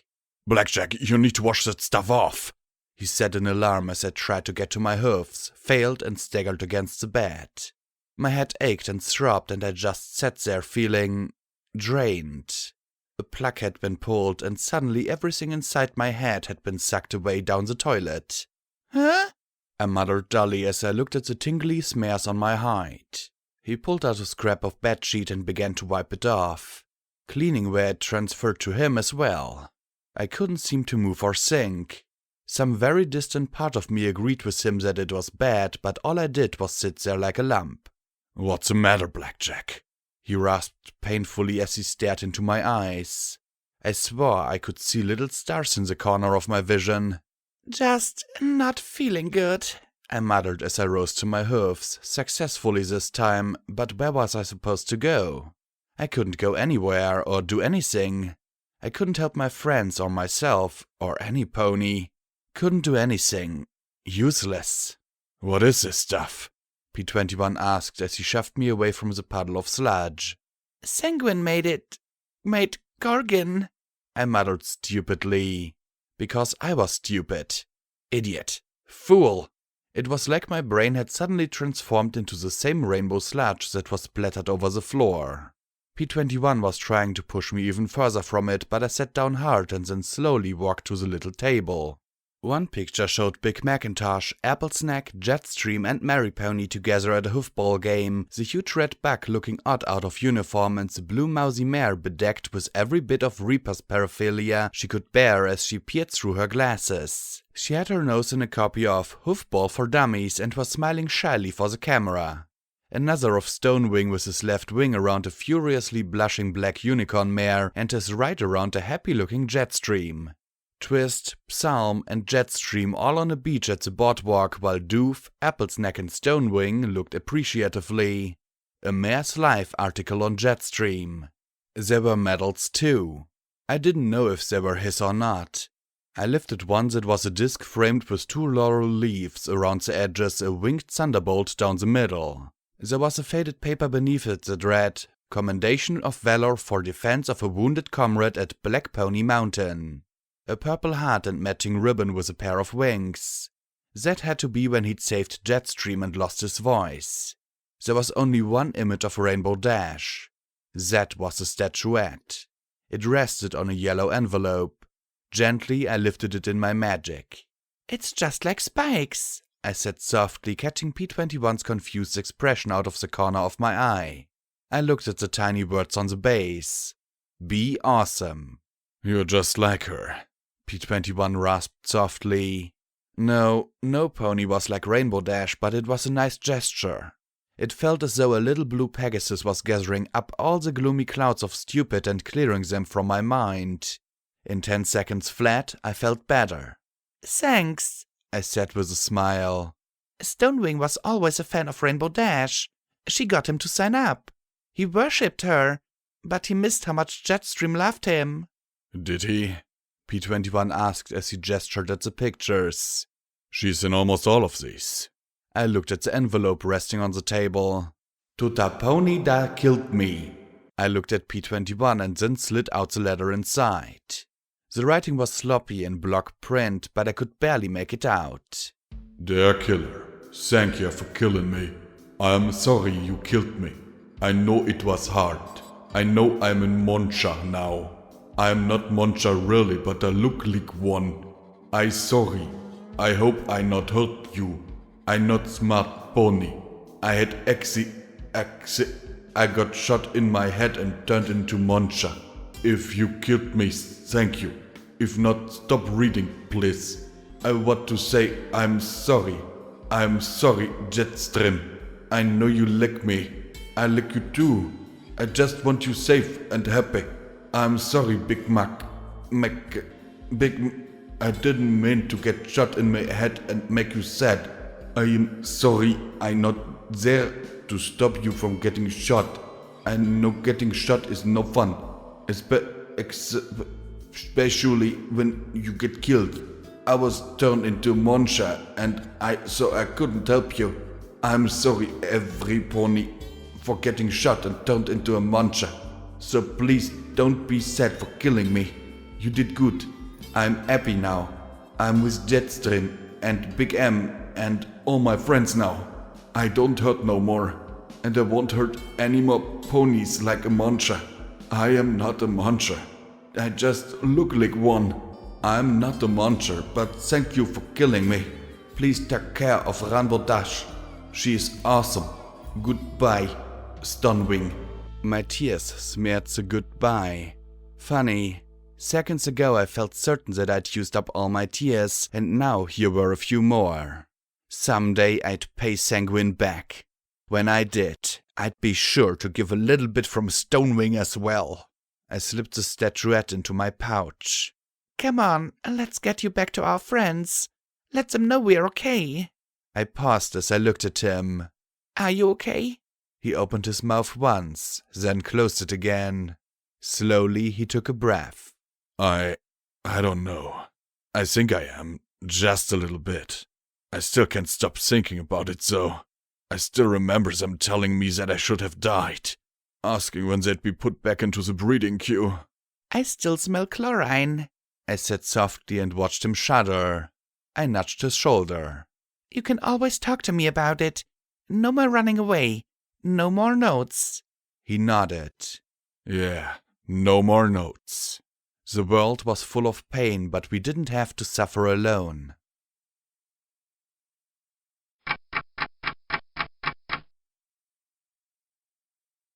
Side by side, we made our way back to Glory and the others.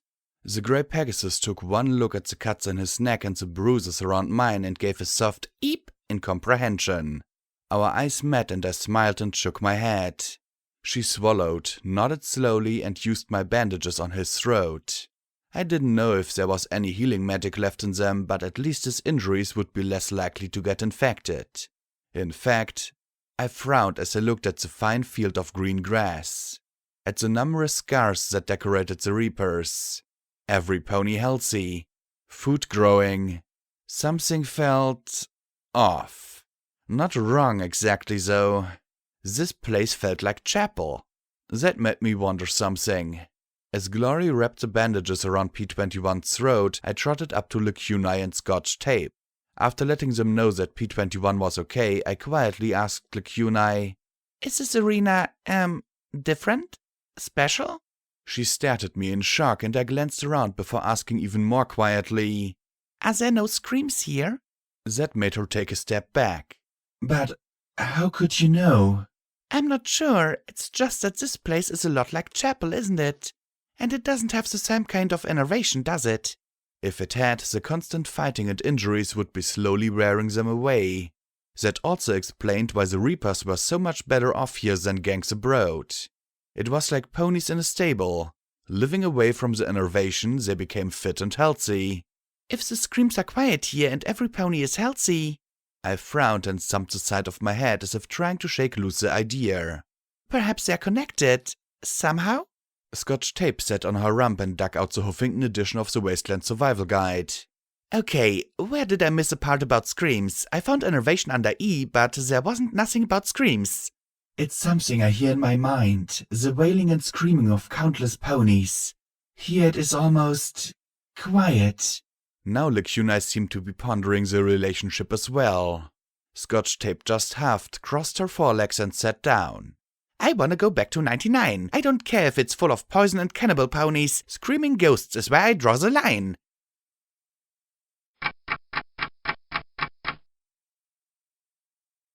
I'm going to pass on your offer, for now, I told Big Daddy as we met down on the field. I had to admit the act of simply eating grass, not something recycled or cooked or packaged, was definitely weird. Still, it was food. Boring, bland green food. Gimme sugar apple bombs any day. The pip-bug technician that had removed Marmalade's pip-bug had put the Delta pip-bug back on my left forehoof where it belonged. Big Daddy chewed thoughtfully as he looked at me over the top of his glasses, his eyes glowing. Well, I can't say I'm happy to hear that. I liked how well you handled Sanguine and Psycho-Shy. Not sure we were watching the same fight. She beat me, I argued. You were distracted. In a fair and focused fight, you'd have beaten her. Heck, with even enough training, you might beat me. You know, when I'm all old and crotchety. He added as an afterthought. I've got a mystery I'm trying to unravel. Something bad that happened in Huffington 200 years ago. Murders, conspiracy, secret projects. I groaned softly as I sat down, looking at the fake sky. Knowing it was a roof stopped my stomach from flopping around. Why does a not smart pony like me have to be the one to figure all this convoluted stuff out? I sighed and looked at him. Have you ever heard of the OIA, Golden Blood, EC1101, or Project Horizons? He twirled his beard around his hoof. Would you stay, join the Reapers, and help us stop the Rangers if I did? I smirked at him. Maybe. I told you so. Rangers didn't attack you. It was us. He snorted. Same difference. Rangers want to fight and we're gonna give it to them. I look forward to breaking as many of Carrot's toys as I can till she cries for mercy. So, no chance for peace? I asked with a soft frown. He sighed, looking at me skeptically. Do you really want it? Steel Rangers aren't any better than Reapers. In fact, some of them are every bit as bad as Sanguine. He took a bite and chewed as he stared at me with his own unnatural gaze. I want to keep ponies from dying. Too many die for no reason, I said as I plucked a clump of grass with my horn and looked at it, seeing still folds on a stable floor. I looked at him again. So, have you ever heard of them? He sat back as I chewed, gazing at me before he took a deep breath and sighed. Only the OIA, and then only a little bit here and there. Compared to the ministries, they seem like nobodies, paper-pushing bureaucrats. But I can tell they matter to you. He looked in the direction of the core. 35 years ago, we came here from Manhattan.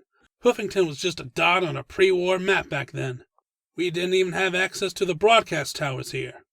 But when I saw those black towers with the green glow, I knew. I just knew this was a bad place. Something wrong happened here. Something that could kill us. Even today. I shivered, then asked another question to cover up my discomfort. Can I ask you something personal? Is it about my age? I think I can make the goalposts from here. He said dryly. No, your eyes. He looked surprised, then chuckled. Oh, there's a whole lot of speculation. Lots of ponies think that they're a product of too much mutation. That I can see in the dark, or that I know the flaws in my enemies. There are some ponies who think I can even kill with my stare. He locked gazes with me for a moment. I matched him stare for stare. His eyes slowly narrowed. Mine matched his. Then I broke first with a snort and he chuckled. He rubbed his glowing eyes. Truth is, they're the product of a zebra curse. Back when we were bashing every 2-bit warlord and a champion around the hoof, we came across an old zebra. Now, most zebras hate the hoof with a passion that's nigh on religious. But this nutter, he was looking for something. He'd gotten himself captured by a starving tribe and almost ended up on the menu. I happened to free him. He fed me some crook about the hoof being surrounded by evil spirits, and that they were drawn here by a great and terrible wrong. Figured he was talking about the core. Then he blew some glowing sand in my eyes and said it would give me the sight of the sun. The old kook took off after that. He took a deep breath. I don't know exactly what he did, being I don't have a horn in my noggin, but ever since then, I've been able to look at ponies and see them for who they really are. It's how I know Sanguine's a crooked snake who's going to kill me someday. And it's how I know the Reapers will be good in Brutus's hooves when he does. You know he's planning to kill you? I asked in shock. He looked back, clearly disappointed. I looked like my mind's going, girl. I could tell he was no good the moment he showed up here with Deus and Gorgon. He's made of hooks and needles, cutting away pieces of every pony around him. I didn't need magic eyes to tell that. But if he doesn't kill me, old age will. 'Cause I am old. He said, thumping his chest with a hoof, making me flinch. And I'm getting older. And I'd rather die from a knife in my back than from some stupid organ of mine failing. I looked at him, pity welling up for the old buck. It had to be hard to get old in the wasteland. Then he reached out and smacked me upside the head sharp enough to knock me over. The world spun as I clutched my throbbing skull. What was that for? I asked. My brain wasn't quite over the hangovery feelings from the fight earlier. Looking at me all sad-like. He said sharply. Ain't avoiding the fact, just don't like being reminded of it. So, what do you see when you look at me? I asked with a touch of trepidation. He stared at me for a long while. My mane began to crawl as I swallowed. I'd just about asked him to forget it when he said softly, Blood and stars. Oh, of course. Blood of the innocent. Blood of the guilty. Fresh blood. Cold blood. Old blood. You're standing in a river of the stuff. It's flowing through you. Gives you strength. It's also tearing you away and drowning you. And for all the blood that's soaking you through and through, it's nothing compared to all the bloodshed you're gonna prevent. He sighed and shrugged. I also see stars above you. Stars beneath you. Stars within you. You're made of stars. Bloody stars. Is there some sort of rule that old ponies are supposed to give cryptic prophecies to fuck with the minds of the young? I asked sharply. Then I was practicing my flying skills as his hoof toss sent me sailing towards the goalposts. At least I didn't hit the horizontal bar before landing in a heap. He trotted over and helped me up. Sorry about that. Principle. And nope, I just call 'em like I see 'em. But there's one thing that cheers me up about seeing all that. He said with a grin. Really? What's that? I asked dryly. I ain't you. He said with a chuckle. Footnote, level up, new perk added, nerves of steel. You now regenerate AP as if you were Rainbow Dash, 20% faster. Quest perk added, magic penetration. Your magic bullet spell ignores 15 DT of armor.